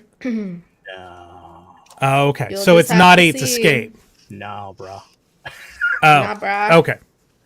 We'll just have to see. I thought maybe that was this whole thing leads up to 8 escaping, and all those kids get killed in the process. 8 goes, but 11's left behind. I can't give you any more context. Yeah.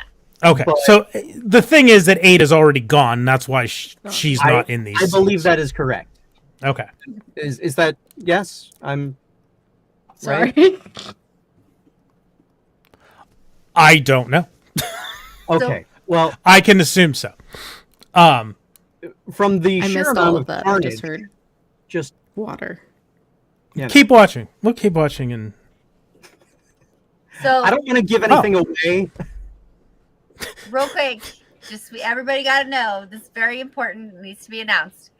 Derek and Mark are now best friends. Yeah. They're gonna go do karate in the garage, Yep. and then they're gonna turn their beds into bunk beds. Yep. Yep. And they're gonna get drunk and high together, separately Mhm. together. Mhm. thank you, It's Quip. gonna be so cute. Yeah, like when I first saw all the bodies lying around, maybe I have too much faith in like 8 coming back and playing a role in anything, but that was the first thing that I went to was like somehow this involves 8 because she escaped. She's not, she escaped the program and is alive and doing stuff. Or the song lyric: "Dead bodies everywhere." So then yeah, go Murray, and then I said, "Oh Jesus, Murray, just use the stick. Don't start flipping switches." Yeah. And no, then- This is the stick. Like, just Oh, work that stick, Murray. Just work it. Work it. whoa. wait. Work the stick, Murray. Work the stick. What? So think I you're love ahead of him calling yourself. out his moves. The plane? Like, no, plane we're crash? fighting on the plane. Not there yet. We're not Oh, there really? yet? I told you we stopped at I said, did the we tender stop before the- victuals moment. Yeah, I thought that was before the attic in the house. Okay, It never mind. is. Go ahead. I'm done then. Okay, You don't listen. can we talk about Eddie being like, Yeah. just hung out to dry? Because Oh. Yes. the walkie-talkie is just left in the backpack where everybody's in the house and they just leave him and he has nobody. Yeah. They forget a lot of things Yeah. a lot of the time. Have you noticed that? They just like, oh, well, this group is just going Cops. to conveniently forget all about this other thing that's happening over here that they were a massive part of. Bye. Hmm. And I'm sorry, but Eddie's my guy. Like That's awesome. No. Really? yeah. What the fuck? Why are So you I sweating? was watching like Shark offended. Week. I'm like, I was watching Cops. Sorry. Keep going, Chris. I was like, God, somebody they just keep leaving him, and it Yeah. it was He just upsetting. gets abandoned over and over and over again. Just wants a six-pack. Get the man a six-pack. Oh, I mean, he's quite so honestly, like the trauma he experienced with Chrissy. Yeah. Yeah. And then he has to Yeah. see Patrick. Mm-hmm. Yeah, and the people, his friends, just abandon him completely all the time. And Yeah. That's it- true. Like, not honestly- one person could have stayed with him. Yeah, just one person, so that Especially he's because not. there wasn't cell phones back then. But just don't leave him alone. Yeah.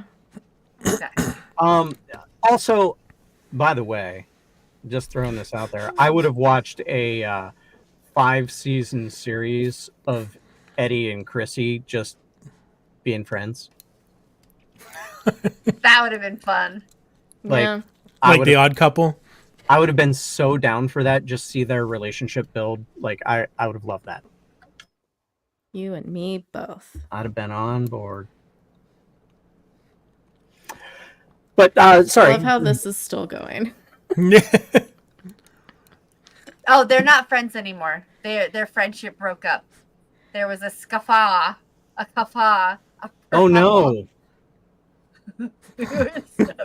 Boats and hoes. Okay. They're repairing it. It's Damn it, Johnny. You can't go off at the same time as me. I mean, Chris and I could just entertain ourselves. Sorry. Deadliest catch without the crabs. They're working on it. They're going to friends therapy or stepbrothers therapy together. We're pulling for you. We're watching. We're shipping this brotherhood, okay? Yes. Stepbrotherhood. Okay. Not a Don't get it crack twisted. ship. I'm sorry. Yes. Let's finish this episode. Let's do that. Yeah. Let's see. Back at the underground lab, there's a flashback to when Elle had to light up these circle of lights and can't do it, and then goes to the rainbow room to find everyone dead. Murray and Joyce break out of their bonds, and Murray fights Yuri and finally knocks him out, so they have to frantically try to fly the plane and end up crash landing in the forest. At Victor's, they follow the lights into the attic, and all their flashlights light up as the camera flips into the upside down, and we see Vecna connected with all of his tentacle porn. And at Rick's, Johnny. At Rick's, Eddie escapes via the rowboat from the douche canoes who swim after him. Hey, that works. After him when Jason's friend Patrick starts hearing the clock and shoots out of the water and his limbs start a snapping. At the facility, they revive Elle from the tank, and she tries to escape and ends up being able to use her powers to get some of the guards away from her.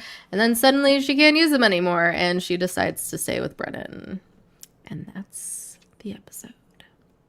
Thoughts. Now you can say your stuff about the plane. Okay, yeah, Jesus, Murray. You're Just welcome. work the stick. Don't flip the switches and press buttons. Just... Yeah. If Yeah. if I turn everything on, it will. I'm just work gonna turn somehow. off the engine. Exactly. That'll do it. This is Oh. not I gonna get- blow up the building. I swear. So... It had to happen though. So here's the thing too. So like as myself, as someone who plays video games, I feel like if it came to a situation where I was the only person on board who could take over flying a plane, I could probably at least keep it level. Because I've played flight simulators and things like that. But it's the 80s and they're not that accessible. Like in this time, for Murray to have played a flight simulator, he'd have to have a computer, he'd have a whole big setup, he'd have to be an enthusiast. Like, you can't just grab pilot wings for the Super Nintendo and try to parachute. But I feel like it should at least be semi-common knowledge that if you're in a plane, you pull back to go up and push forward to go down, which is the opposite of what you would normally do driving a vehicle. But, 2024 gamer mindset, I guess. I don't know. Okay. And then they crash, because of course. In the house, don't split the fucking party. Everybody's okay, it worked out, but I was like, Jesus Christ, don't split the party. Why is everybody splitting up? And then I wrote, oh shit, he's physically in the attic? And I'm like, no, he's in the upside down attic. And then I don't have a lot. Time's up, Patrick. L got supercharged, or maybe not. And then my last note is just, Your last note is yeah. It's a very accurate note. Yeah. I think there was a lot with the Nina project and the mental construct for L, and it just, it left me with a feeling. that's a perfect place. Like with her deciding to stay there, because that's the last scene. Yeah, that's pretty, like, all that resistance for her to just go, oh, you know what? On second thought, fuck it. Well, because she Yeah. got her Like- powers back. Well, yeah, but then she lost them. Like, so really, what is she gonna do? She's not gonna get away. Yeah, but she hasn't had her powers for a year. That's true. So is that Yeah. like she was able to have that spark that like leveled everything, and she's like, oh shit, maybe this will work. I'm gonna stay here. The spark that lighted the rebellion. I had to, sorry. Go ahead, Chris. It's okay. So Murray had to screw up flying the plane because he was actually effective at something. They can't let him be effective. What the fuck? So like he ridiculously like my feet are like spears and Yeah. and he That actually was knocked the guy so out. funny. And So good. like of course he has to screw up immediately after because they can't let Yeah. him like No, he become- can't be effective. He's not one of the main characters. He can't be effective. I don't care, I love him. He's great. Yeah, I love him. Murray is great, and we said last season, aside from the weird thing of trying to get the two teenagers to hook up in his house, Yeah. other than It's a that, little weird. Murray he wasn't wrong about it. It just probably shouldn't have been something that he said. He was 100% on the money though. But Yeah. I'm bleeding again. God damn. I love Murray. What are you doing? I don't know. Caleb, please Anyways. Exactly. Fine. Don't hurt yourself. be safe. Kayla's over going to be there. exsanguinated by the end of this stream. over there, up That there. is a Yes. a word. You are to my north. Yeah, yeah, okay. I'm to the north Good job. of you two. Well, that works out well because I'm to the north of you two and the west of Johnny, which I guess I'm kind of on the wrong side for that. But anyways, Yeah, So- so yeah. go ahead. So something I always wondered. Okay, so 6 days, right? 6 days, and then they have Patrick die almost immediately. Yes. But everyone else gets 6 days. Yeah, his death, like, it definitely felt a little out of nowhere. I don't think we saw and the like, beginning. We saw hints of it at like Chrissy's funeral, and then I think when they were driving. I mean, also, we don't care about the jocks. yeah, Yeah. And technically we didn't see all of Chrissy's too. Like we saw the end of hers. But they Right. talked So. about it. At least she mentioned having experienced it before. I'm trying to remember. Maybe I'm not remembering. I mean, I don't know. I don't remember. We had a hint when Max saw her coming out of the counselor's office, looking all like drawn in, and then she did the stuff that we had the stuff in the bathroom where she was puking and she was having the hallucination. So we did get a little bit of it. Like, I don't think I even realized that Patrick was a target until he fucking died. Yeah, exactly. You missed the ding dong clocks at the funeral. Well, Oh no, I did see that. You know what? I did. See? I didn't miss that. You're not. It was there. There you go. Sorry, I dog. think for some reason, I think I mistook that scene for it being somebody else seeing them for some reason. I think I thought think I the same thing at misremembered. first too, but then and just didn't remember, like didn't clock it as super important. But I do remember that him seeing it at the funeral. Yeah. I wasn't confused at all. I just Penis clocks. Totally. sure. Yeah. I knew it was him seeing the clock at the funeral and that he was gonna die. I just had trouble caring about any of the jocks Yeah. getting their comeuppance. You know, Yeah. like I didn't give a shit about them either. I was like, not to go back to Loki, but like, sad. Anyway, Anyway. Yeah, pretty much. Well, like, I'm. What was I gonna say? I lost it completely. Never mind. I don't know. It's gone forever. Oh, I remember. Especially with what's gonna happen. No spoilers, but what's gonna happen? It's like I just really don't care about any of the jocks at all. I don't know what you're talking about. And I that don't know what makes you're talking about either. 'Cause I know no spoilers and refuse to give any. No. He knows. He knows. I mean, No one knows. guy becomes Jesus and builds an ark. So See? He's I trying to help don't his know how brother. you guys forgot that part. It's very, very beautifully written. It was so emotional.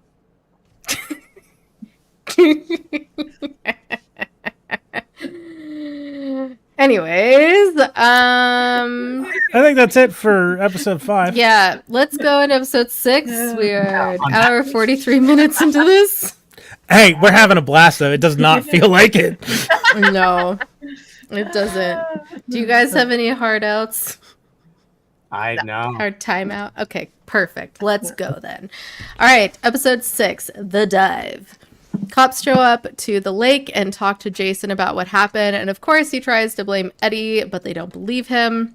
That The bad government dudes interrogate the agent that was shot at the Byers house. Brenner shows Elle footage from when she was in the lab and tells her that she has suppressed a lot of memories. So they're gonna slowly try to get them back. Never mind.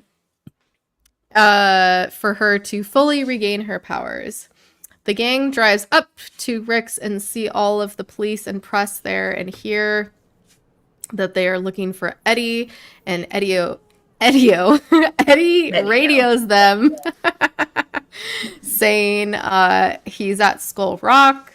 The Fab Four make it to Susie's and the house is chaos with a million kids, and it's just pure comedy from that point on. I love those kids.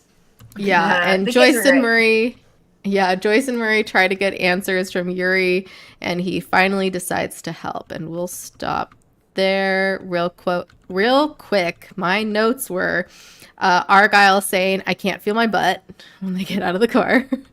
And love Argyle's crush on Eden. So cute. And then... Ali Sheedy? Huh? I'll get to it eventually. Okay, I just bit my tongue. Yeah, Please that was stop pretty hurting much. yourself. No more bleeding. Yeah, good luck with that. Yeah, I think we'll stop there. Oh, there's a lot to this episode. Maybe I'll do like 1 or 2 more scenes.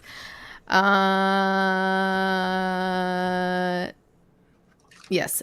Meanwhile, at the prison, Hopper, Jackin, and other prisoners are given a feast for their obvious last meal. One of them tells the rest about a monster they will be facing, and Hopper realizes it is a Demogorgon.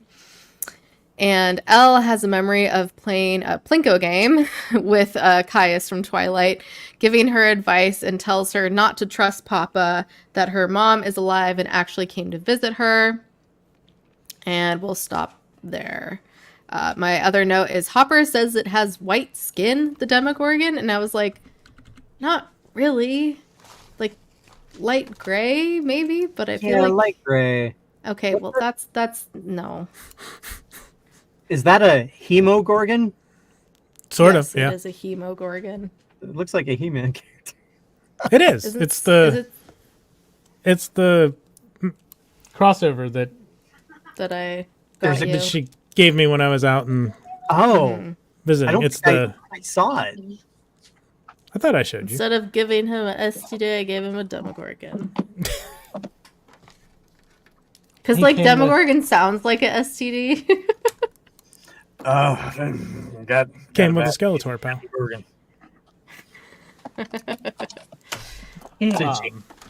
That's the JJ face.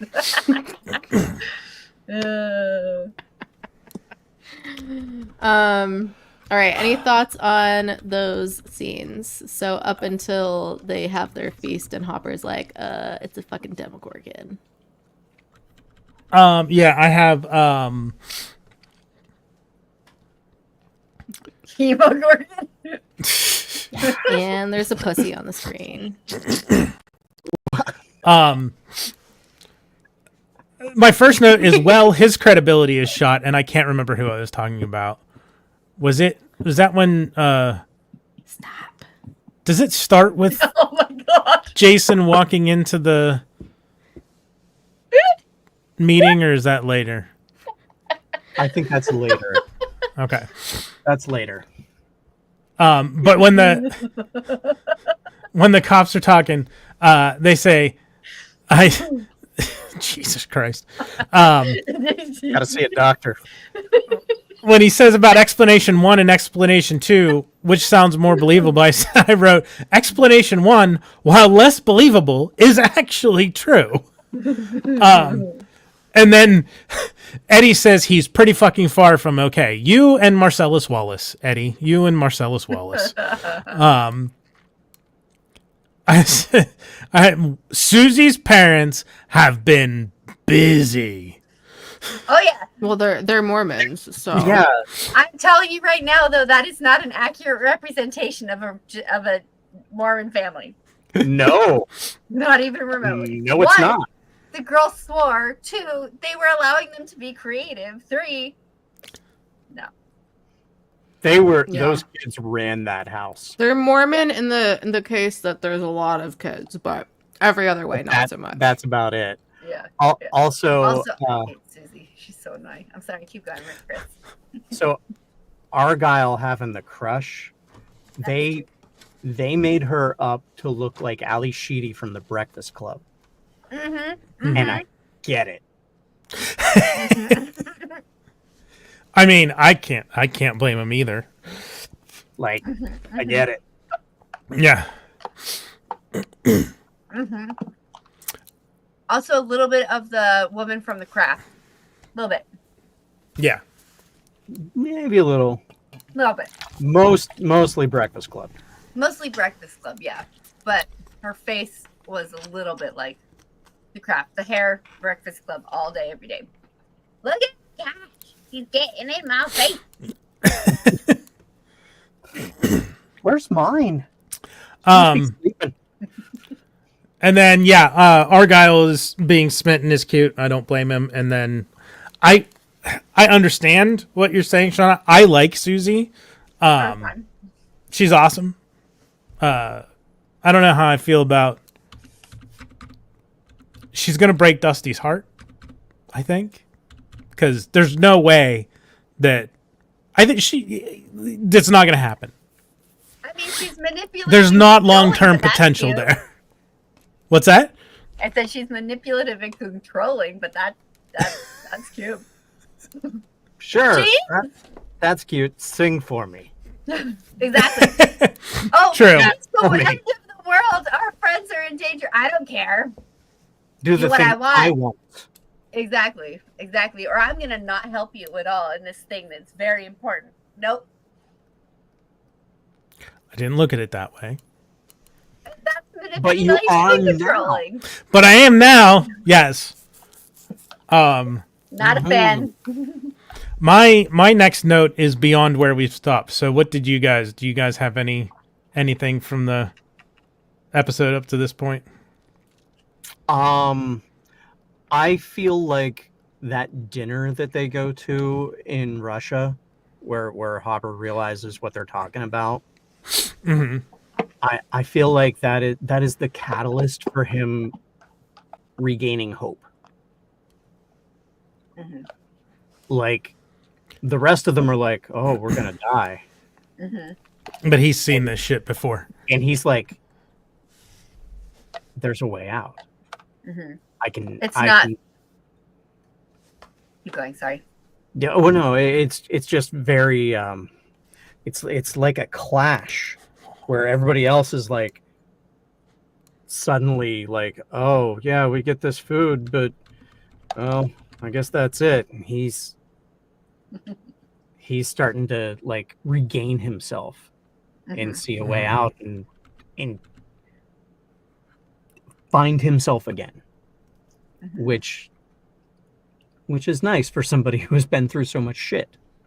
Right. Yeah, he's back in a situation that he can handle.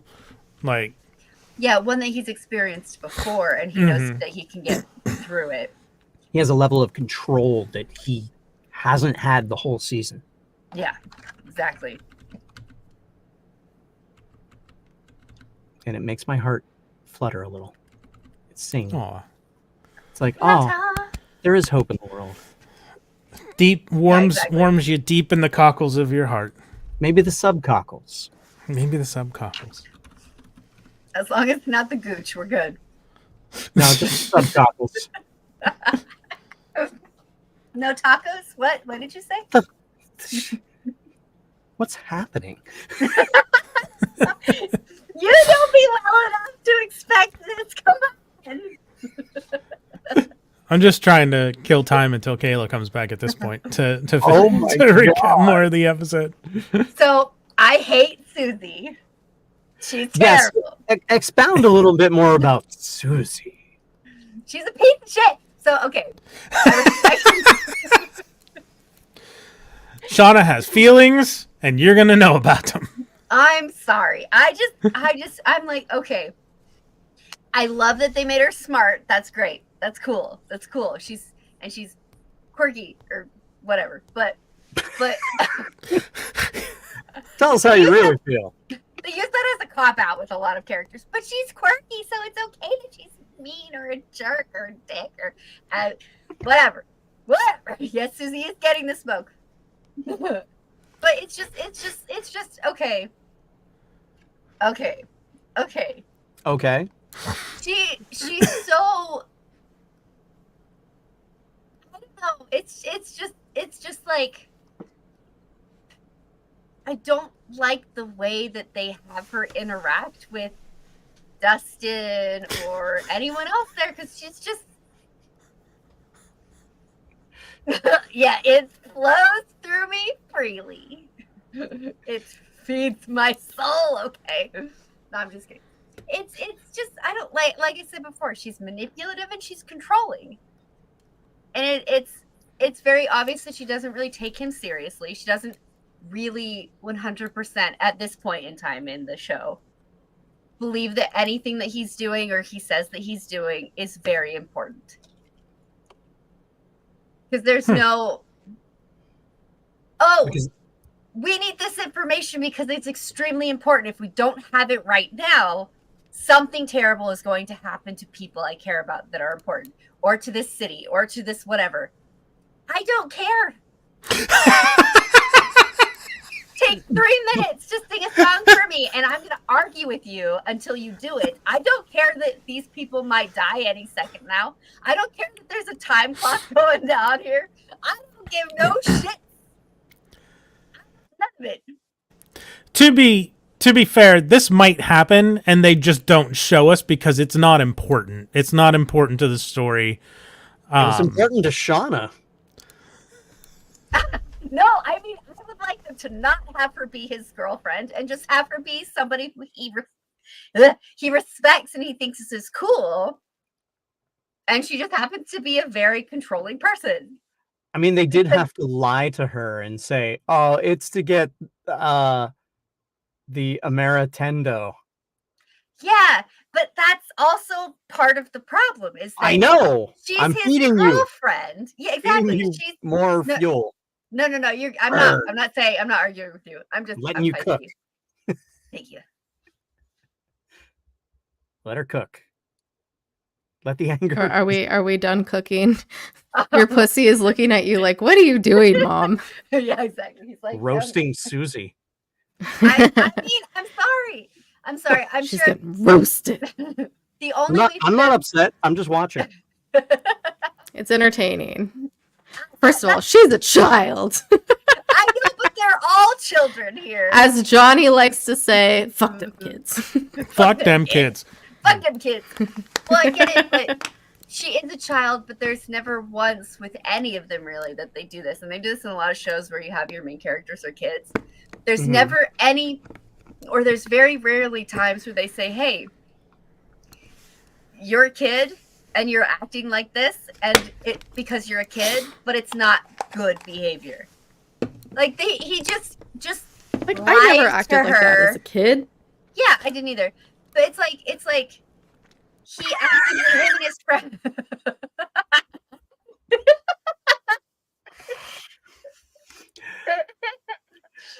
So why don't you tell me why you came here today? But anyway, hold on. Okay, Quip. But here's the thing: is that do you think that they would still be in a relationship, even as children, if he hadn't? Oh, okay. If let's say I'm estranged from my significant other and I haven't heard from them for 3 weeks, okay, even as a child, and they called me and they're like, I am so sorry. I know I have been distant for whatever reason. It's really complicated, really difficult, but there is a thing. It's interesting.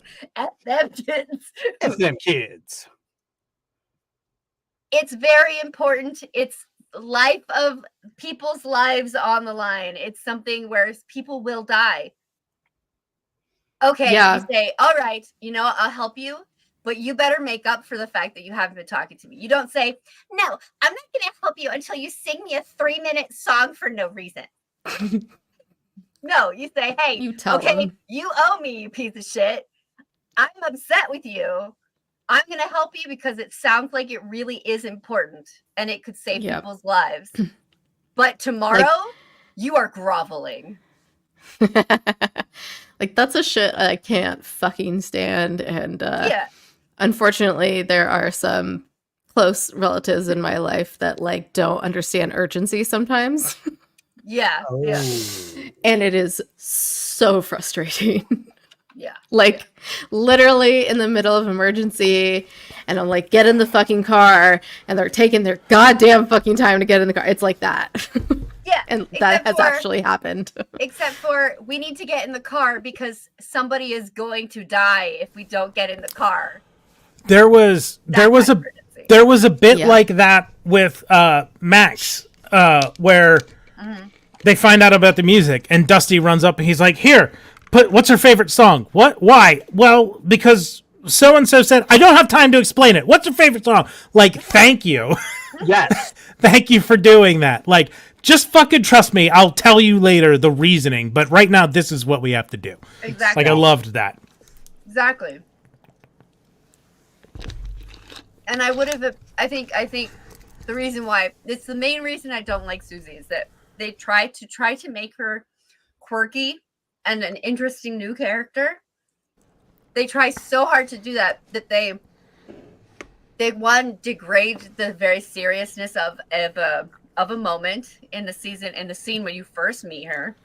Mm-hmm. They have her. It's like there's just Dusty should be smacked for having not communicated with her.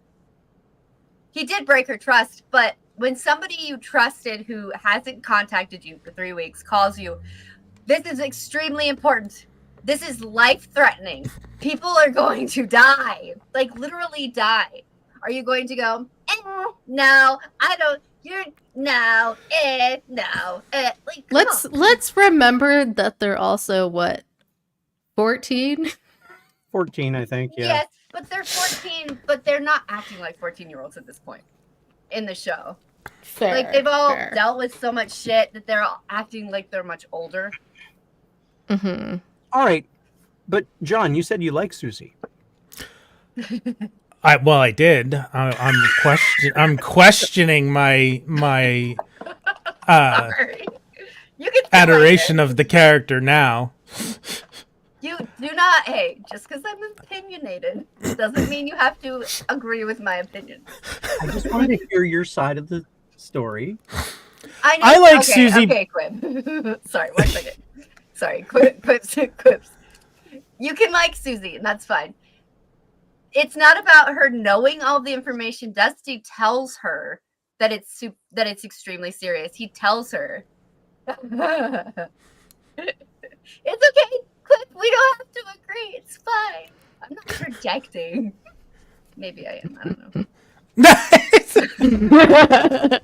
I think we're all projecting a little bit because we're going off of our own experiences. So Yeah. Well, okay.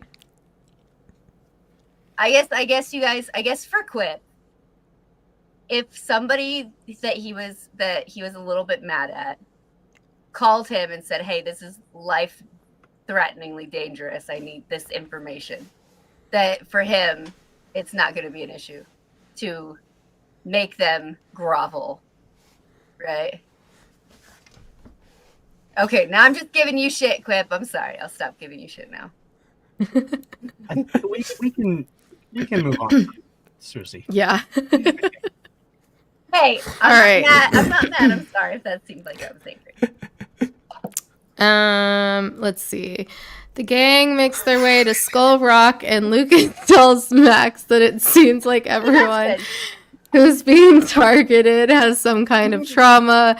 Nancy confides in Robin about her worries about Jonathan. Finally, they find Eddie at the Rock. The police hold a conference implementing a curfew with the town people, who are also very upsetty spaghetti, when Jason and the douche canoes hijack the meeting and tell everyone his theory about Eddie and how Hellfire is a cult. At Susie's, they make up a story about how if she cracks the code, she'll get access to the new American Nintendo for Dustin, of course. But her dad had unfortunately confiscated her computer after finding out about Dustin and what she did for him with changing his grades. Naughty girl. After the town hall, all the Hellfire parents go to the Wheelers only to find none of their kids are there, making them super worried, and Mrs. Wheeler calls the police. The gang talks to Eddie, and they find out the surge of energy from Vecna was when Patrick was killed, and Dustin figures out that the compass has been fucked from an electromagnetic field, so there must be a gate nearby, and they decide to go find it. I'll do maybe one more scene. We see Elle's memory of Brenner pitting kids against each other to make them move out of their circles while blindfolded. And everyone gets eliminated by number 2 until 11 comes up and takes him down using her advice from Caius from Twilight. Maybe I'll do one more scene. Yuri, Joyce, and Murray make it to the church and stock up on guns and plan to have Murray pretend to be Yuri and take them in and turn them in. Let me say my stuff real quick. Oh, when Lucas says, "I see you" to Max, that was a really cute moment. Jason sounds like a fucking modern day anti-trans or anti-LGBTQ bigot with his speech, and he literally sounds like a leader of a cult in that scene in the town hall. It's the same speech over and over. Yeah, exactly. I'm like, are you gonna run for office after high school? Like, the fuck's going on here? I love when Robin says, "A snack-sized gate." And then when Eddie goes, "I'd say you're asking me to follow you into Mordor, the Shire. The Shire is burning, so Mordor it is." And then Steve's like, "What is Mordor?" I was like, oh no. No. I don't know. That's mine.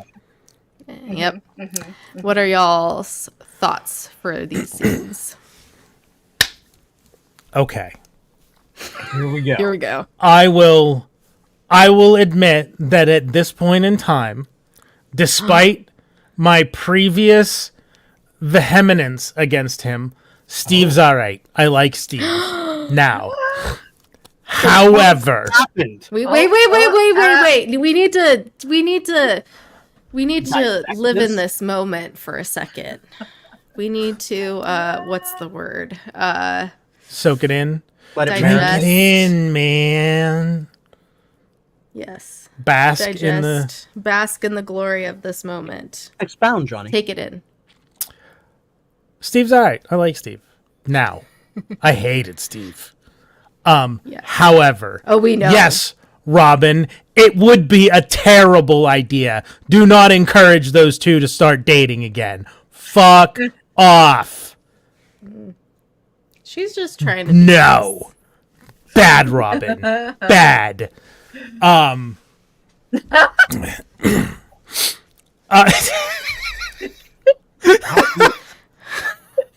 Wait. The last time. Do as Mormons do. So Oh no! Oh, God. Moving right along. Jason seems to think it's time for a good old-fashioned witch hunt. Yep. Fuck that. The kids are such bad fucking liars. Like, they're awful liars. I had to laugh at Argyle saying, "Oh, you tell her, Eden." Yes. He's like obsessed with her. It's so adorable. I also, before I get to my last two main points, I wrote the exact same thing, Kayla. I was like, LOL, Robin, snack-sized gate. I just found that really funny. Plus her delivery of it was perfect. Fuck off. No. You're protesting so much. Chris will probably understand this. This is Shauna, you might understand it too. Kayla, I don't think you're gonna. I am still not used to hearing so many people say the name Vecna so often. It really throws me off hearing so many people say Vecna. right. And I talked about in the previous stream, like, it's almost a shame because I don't think Vecna really fits. I get what they're going for, but this creature seems more like a psionicist than a wizard. Mm-hmm. But there's not like a psionic creature on the level of Vecna that they could have used. It's obviously that like the Duffer Brothers are D&D fans and like they fucking mentioned Cast the Terrible in the previous episodes. Like they know what's going on. And I've got a theory, but I'm not going to say it. All right. But this Or creature if you is do, We can have Johnny take his headphones off. Yeah, you could. I can take. I could take. Well, it's spoilers for the last episode, so I don't want to spoil it for Of the anybody else. season? Go ahead and give me a thumbs Yes. Okay. Go ahead, Chris. Okay, Eddie is the stand-in for Kaz. Eddie's not dead, or he's gonna be dead. That would be Wait. cool. Say that again? Kaz is a vampire who supposedly killed Vecna, but Vecna came Okay. back. Uh-huh. So my theory is they keep mentioning all these characters from D&D, and we see Eddie, you know, in the last episode, what happened, Mhm. but the same thing happened to a certain Vecna, so I don't think Eddie's gone. But that's a theory, and it's a wild-ass theory. That would be he is the awesome, though. stand-in for I, as much as I would like to see him back, I feel like that would definitely take away from. I don't think he'll be did. back as Eddie. Oh, I see what you're saying. I see. It'll See. be Okay. different. Okay, yeah, that's my wild theory, and You're sticking to it. We'll see someday. Okay. I'll And- bring and- Johnny back in. Yeah, now Yes. I haven't Okay. ruined anything for John. Okay. Perfect. You're good, Johnny. Well, I Hi, figured. John. Hi. Yes. So yeah, a psionic creature, but they used the Mind Flayer last season. And there's not a big named that maybe there's nothing that's on the level of Vecna Hive mind. that could. Yeah, I don't know. There might be some Dark Sun thing. I don't know. But that's the thing. Dark Sun is not nearly as iconic as Vecna is. So Yes. I have no idea what's happening in the chat right now. I mean, there's also a Sararak. We could have gone a Sararak. yeah, but he's still a demi-lich. Like Yeah. These words are all over my head. It's Vecna makes yeah. Vecna makes sense. I want to know.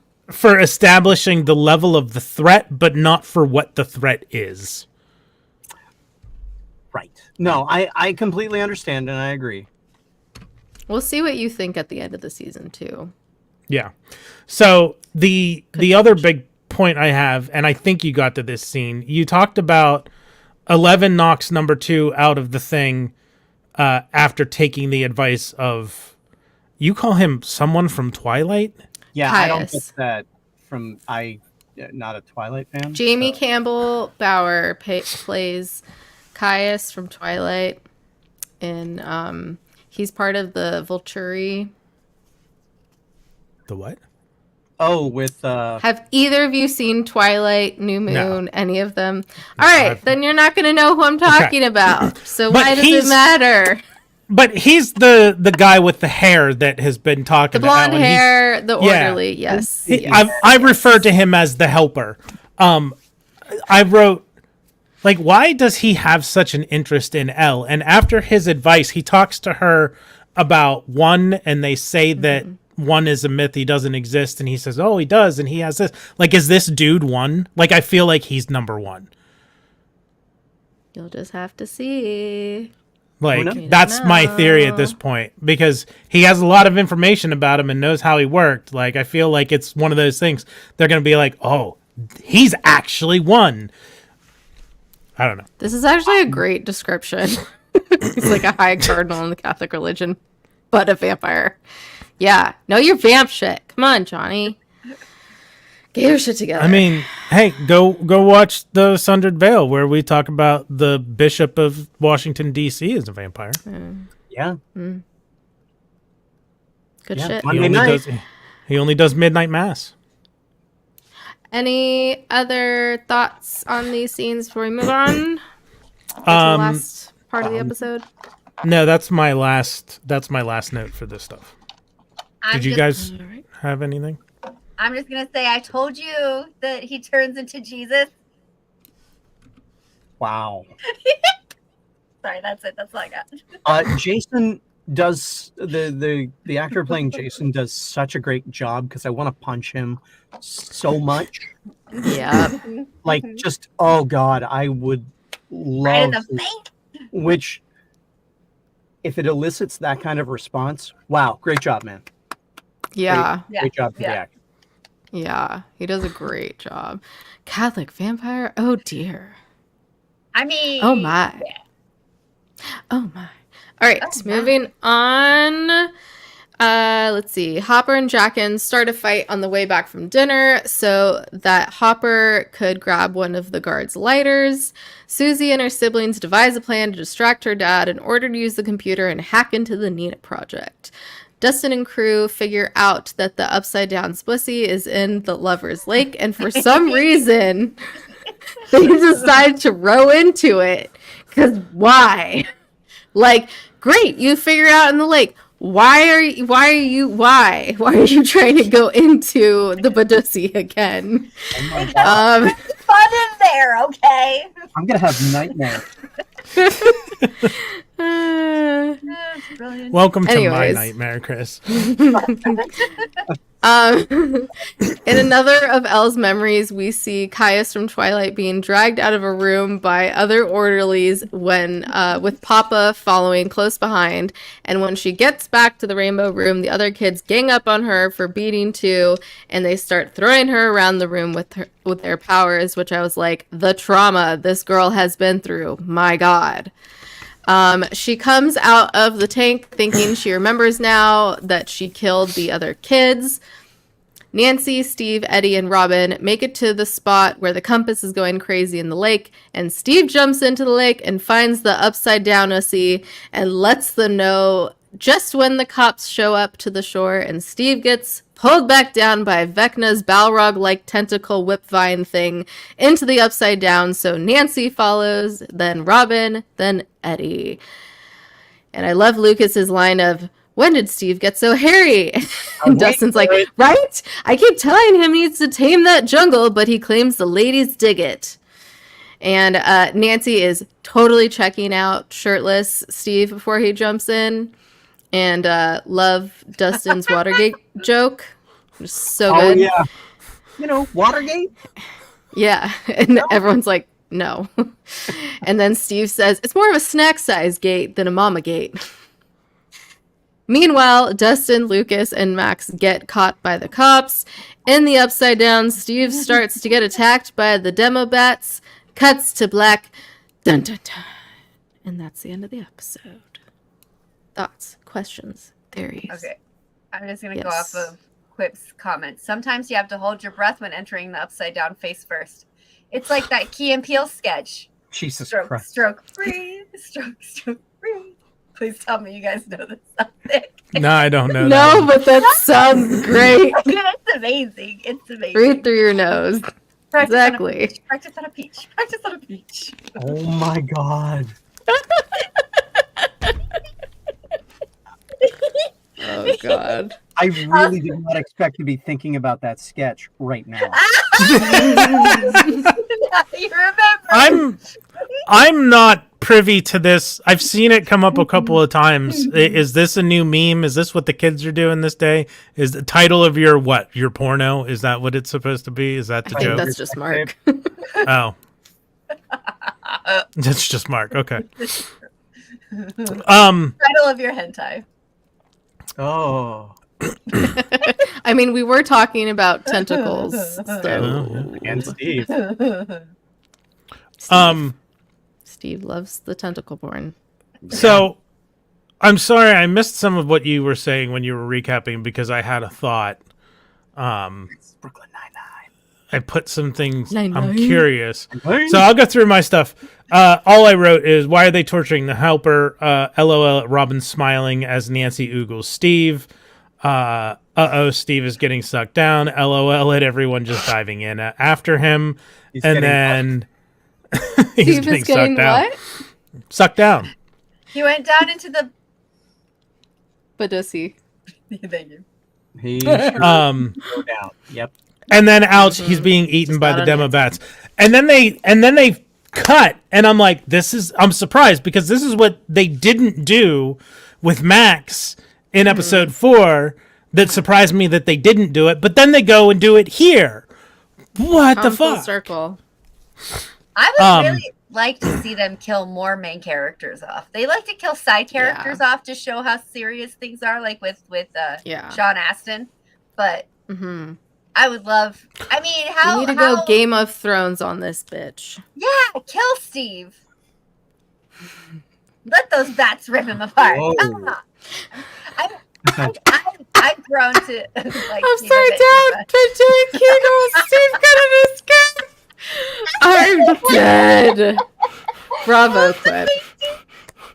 It's quite a grip you got there. Wow. Bravo. I gotta put this one up just because it's one of my favorites. It has nothing to do with upside down. Wait, I just saw the hashtag you have on there. Hashtag let the kid do heroin. We were covering Lust and we were talking about Charlie and his drug problem, and Ralph's like, let the kid do heroin. Like they're on a deserted island. Who's he hurting? Just let the kid do heroin. There's also Kate for prison.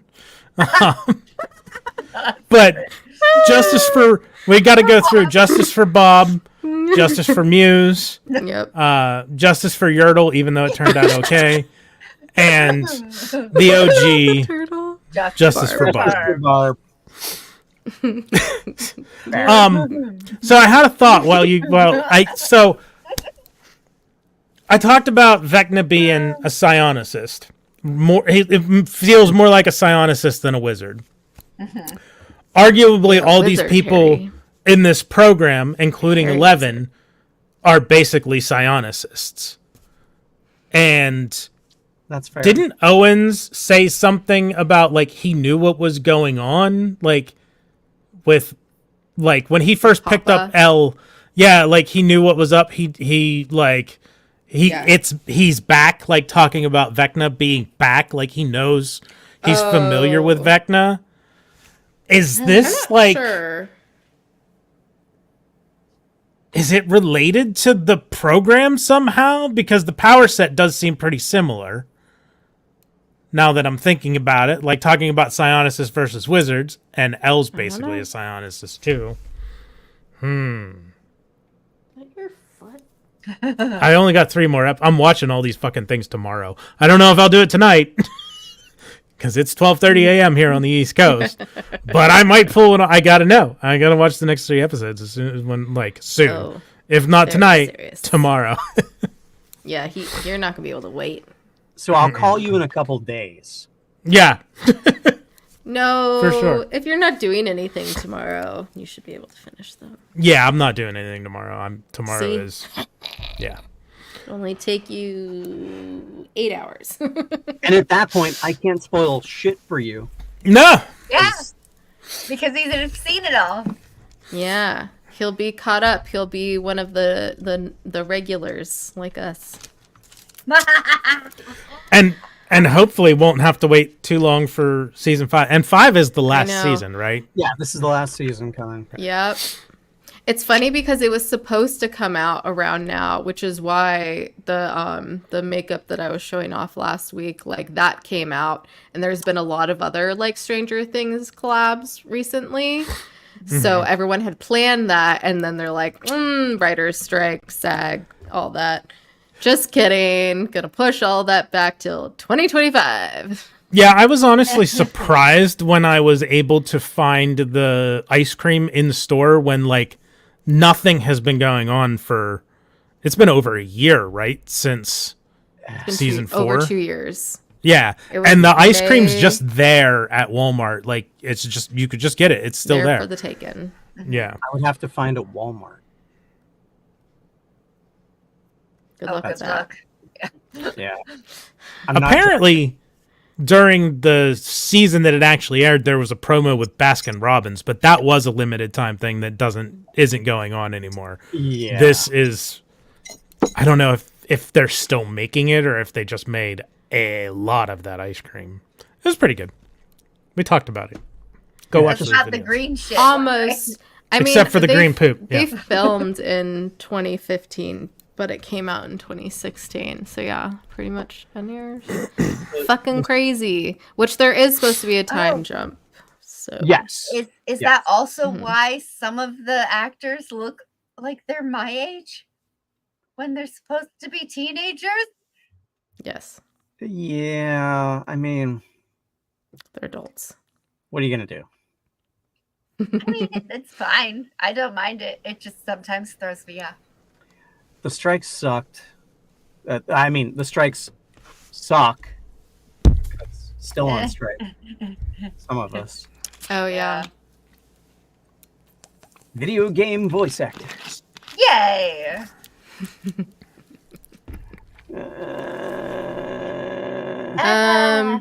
It sucks Anything- now, but it's gonna be good for you guys in the future. Hopefully, you'll Oh, get Yeah. Hopefully, like we'll see. Hopefully. We'll see if SAG holds out long enough. job Yeah. security and We'll see not if they cave everybody or get replaced by AI.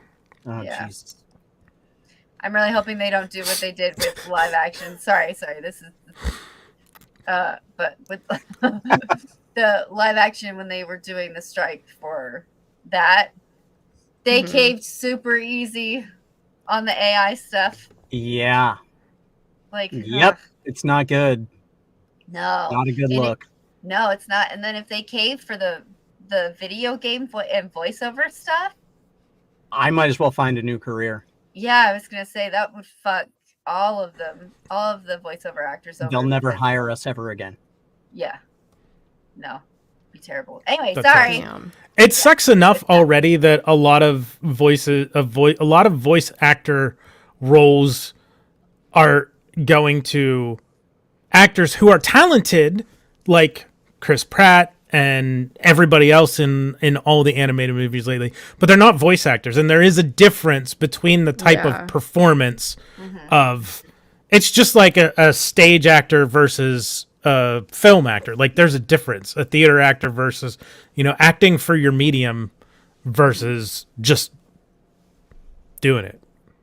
Yeah. Any voice actor is an actor, and Yeah. they can act in other realms. But any actor is not necessarily a voice actor.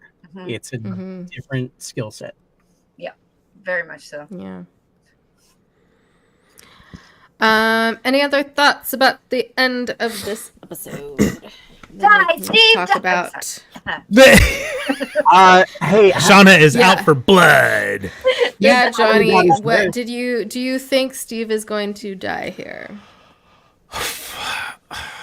I don't think so. I don't feel like it. I feel like it's a misdirect. Like I don't think he's in as much danger with the bats on him as Max was in episode 4 when she was trying to get out of that whatever. I think the red place is different than the upside down. They're not the same. Correct.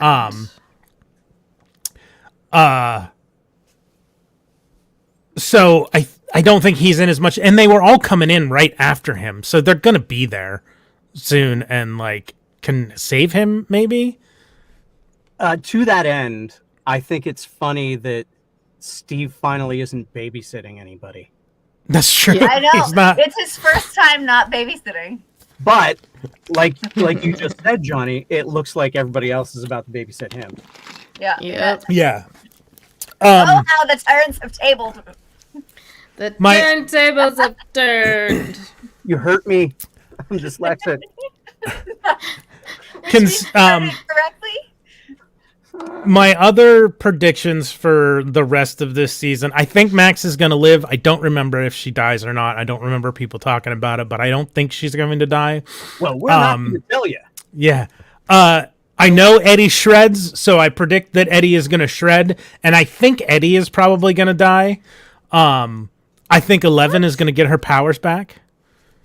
Yeah. What do you mean, what? Why do you say what? I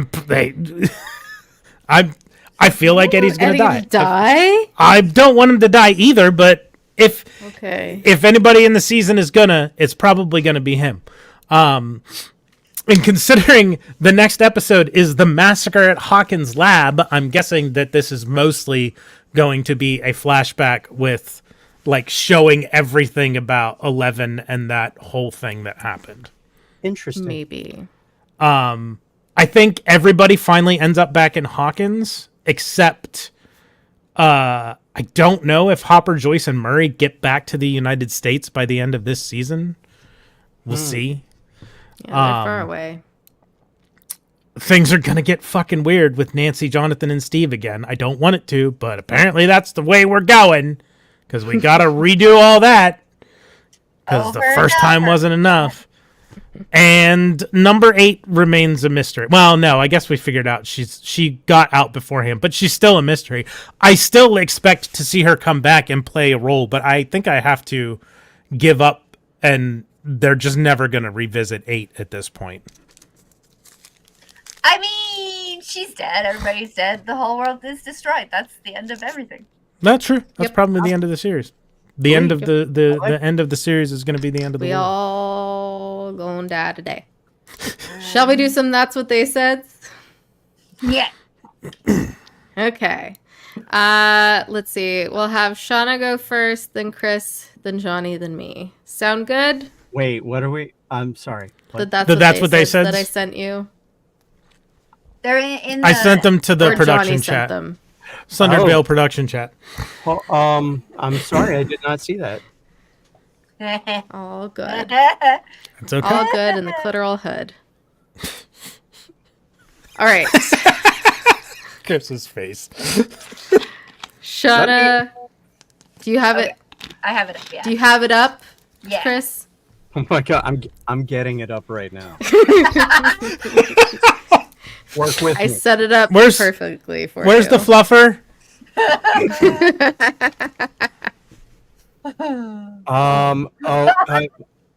Okay, I've got it. I'm standing at attention now. His mast has been hoisted. He's Oh, pitched a tent. Johnny, now you got to do one. I thought I'd never love again after Bub. Then along came Argyle. Wait. I don't think this is right. Where do I- No. We're just reading the comments. Oh, okay. All right, Shauna. Okay, I'm sorry. Whenever you're ready. These are your That's What They Said for Stranger Things Season 4, Episodes 4 through 6. Go.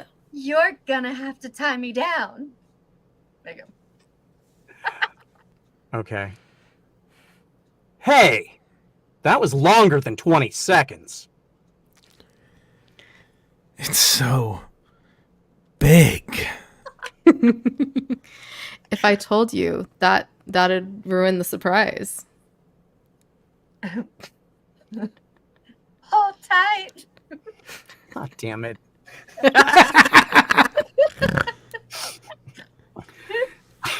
Fuck me. Okay, fine. Go, Chris, go. You timed this out, didn't you? You did this on purpose. No, I didn't. I can Shauna feel flaps. I can feel his presence growing.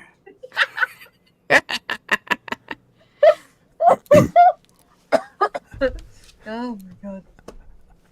I beat him. That one time. 46 minutes isn't bad. Work your magic, Kate. It's pretty damn big. I will do anything for you. Eat up, boys. Did you like that? I think we're getting close. How'd that feel? Yay! Yay! Once again, those are your That's What They Said for Stranger Things Season 4, Episodes 4 through 6. Thank you for indulging us, Shauna and Chris. Of That course. was Thank you for amazing. having us. Oh, yeah. Thank you for coming. That's I mean- what they said? All right, we better geek the F out of here. We are 2.5 hours into this, but Yes, we love this was Stranger awesome. Things. This was Yeah, wow. can't do it. Seanna and Chris, why don't you tell the people where to find you Plug and yourselves. what we've got coming up? Oh, plug myself. Not that way. Sorry, I'm stuck on. Yeah. Mhm.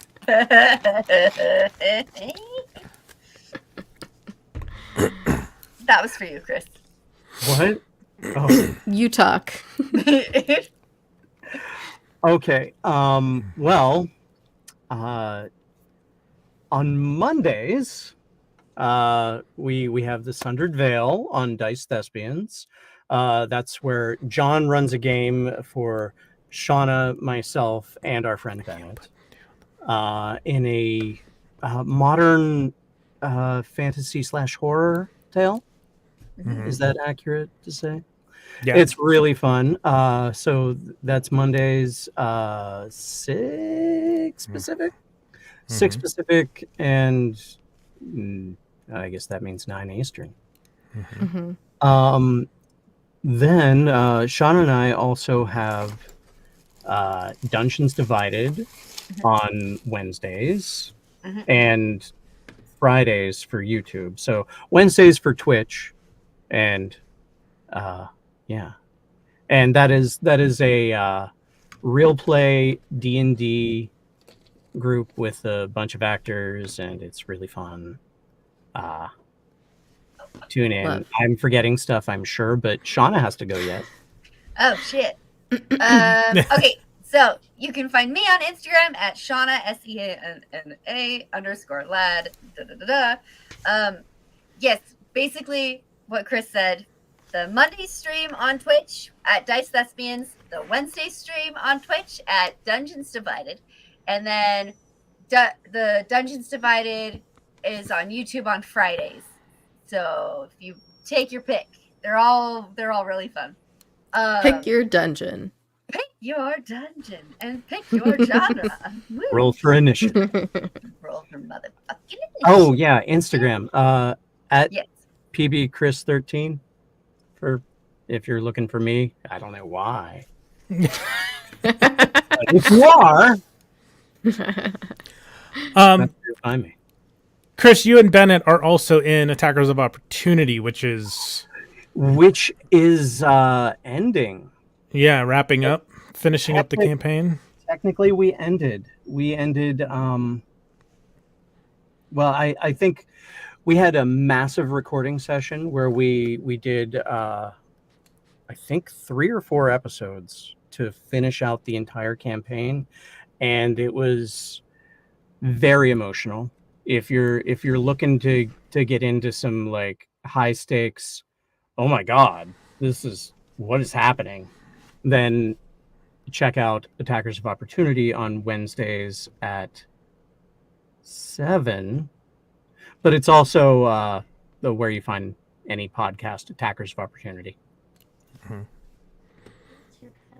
I did a one shot with them, but it already aired. So Well, it's all there. The archive is there. You can go start from the beginning. oh, that's Yes. true. Yep. It was a 5 or 6 year campaign. It was Damn. 1 to 7. And that one is a little easier because it's just a podcast, so you can just listen to it. You can probably just listen to Dungeons Divided and the Sundered Veil too, but I know at least with Sundered Veil, sometimes there's maps and stuff that we put on screen, so it helps that if you can watch it, but you don't necessarily have to. We're also but a you little should. bit more Look at us. visual. Yeah, I was gonna say there's a little bit more facial acting going on there. Yeah. in those ones too. But you Um, can still listen if you just want to listen as well. And then we will be wrapping up our Stranger Things coverage next Friday Yep. with the Yep. finish of this season and hopefully getting Trek Retrek back on track as soon as possible. A little bit of an unofficial hiatus from that because we've been so busy with everything that we haven't gotten to record. But we will get that back on track soon. Other than that, I don't think there's anything else. So I think that's it. Make sure to smack that like, smack that subscribe, smack that bell icon. Thank you everyone for being here. Whether you're watching live or on the replay, you can follow us on social media at GTFO channel, pretty much just on Instagram now. And thank you, Chris and Seanna, once again for joining us. It has been so much fun. We appreciate y'all being here. Thank you for having me. You're welcome. All right, everyone. Let's geek the F out of here. what's happening. Bye. Bye. Oh, cool effect. Bye, buddy. Hope you find your dad. Breakdown.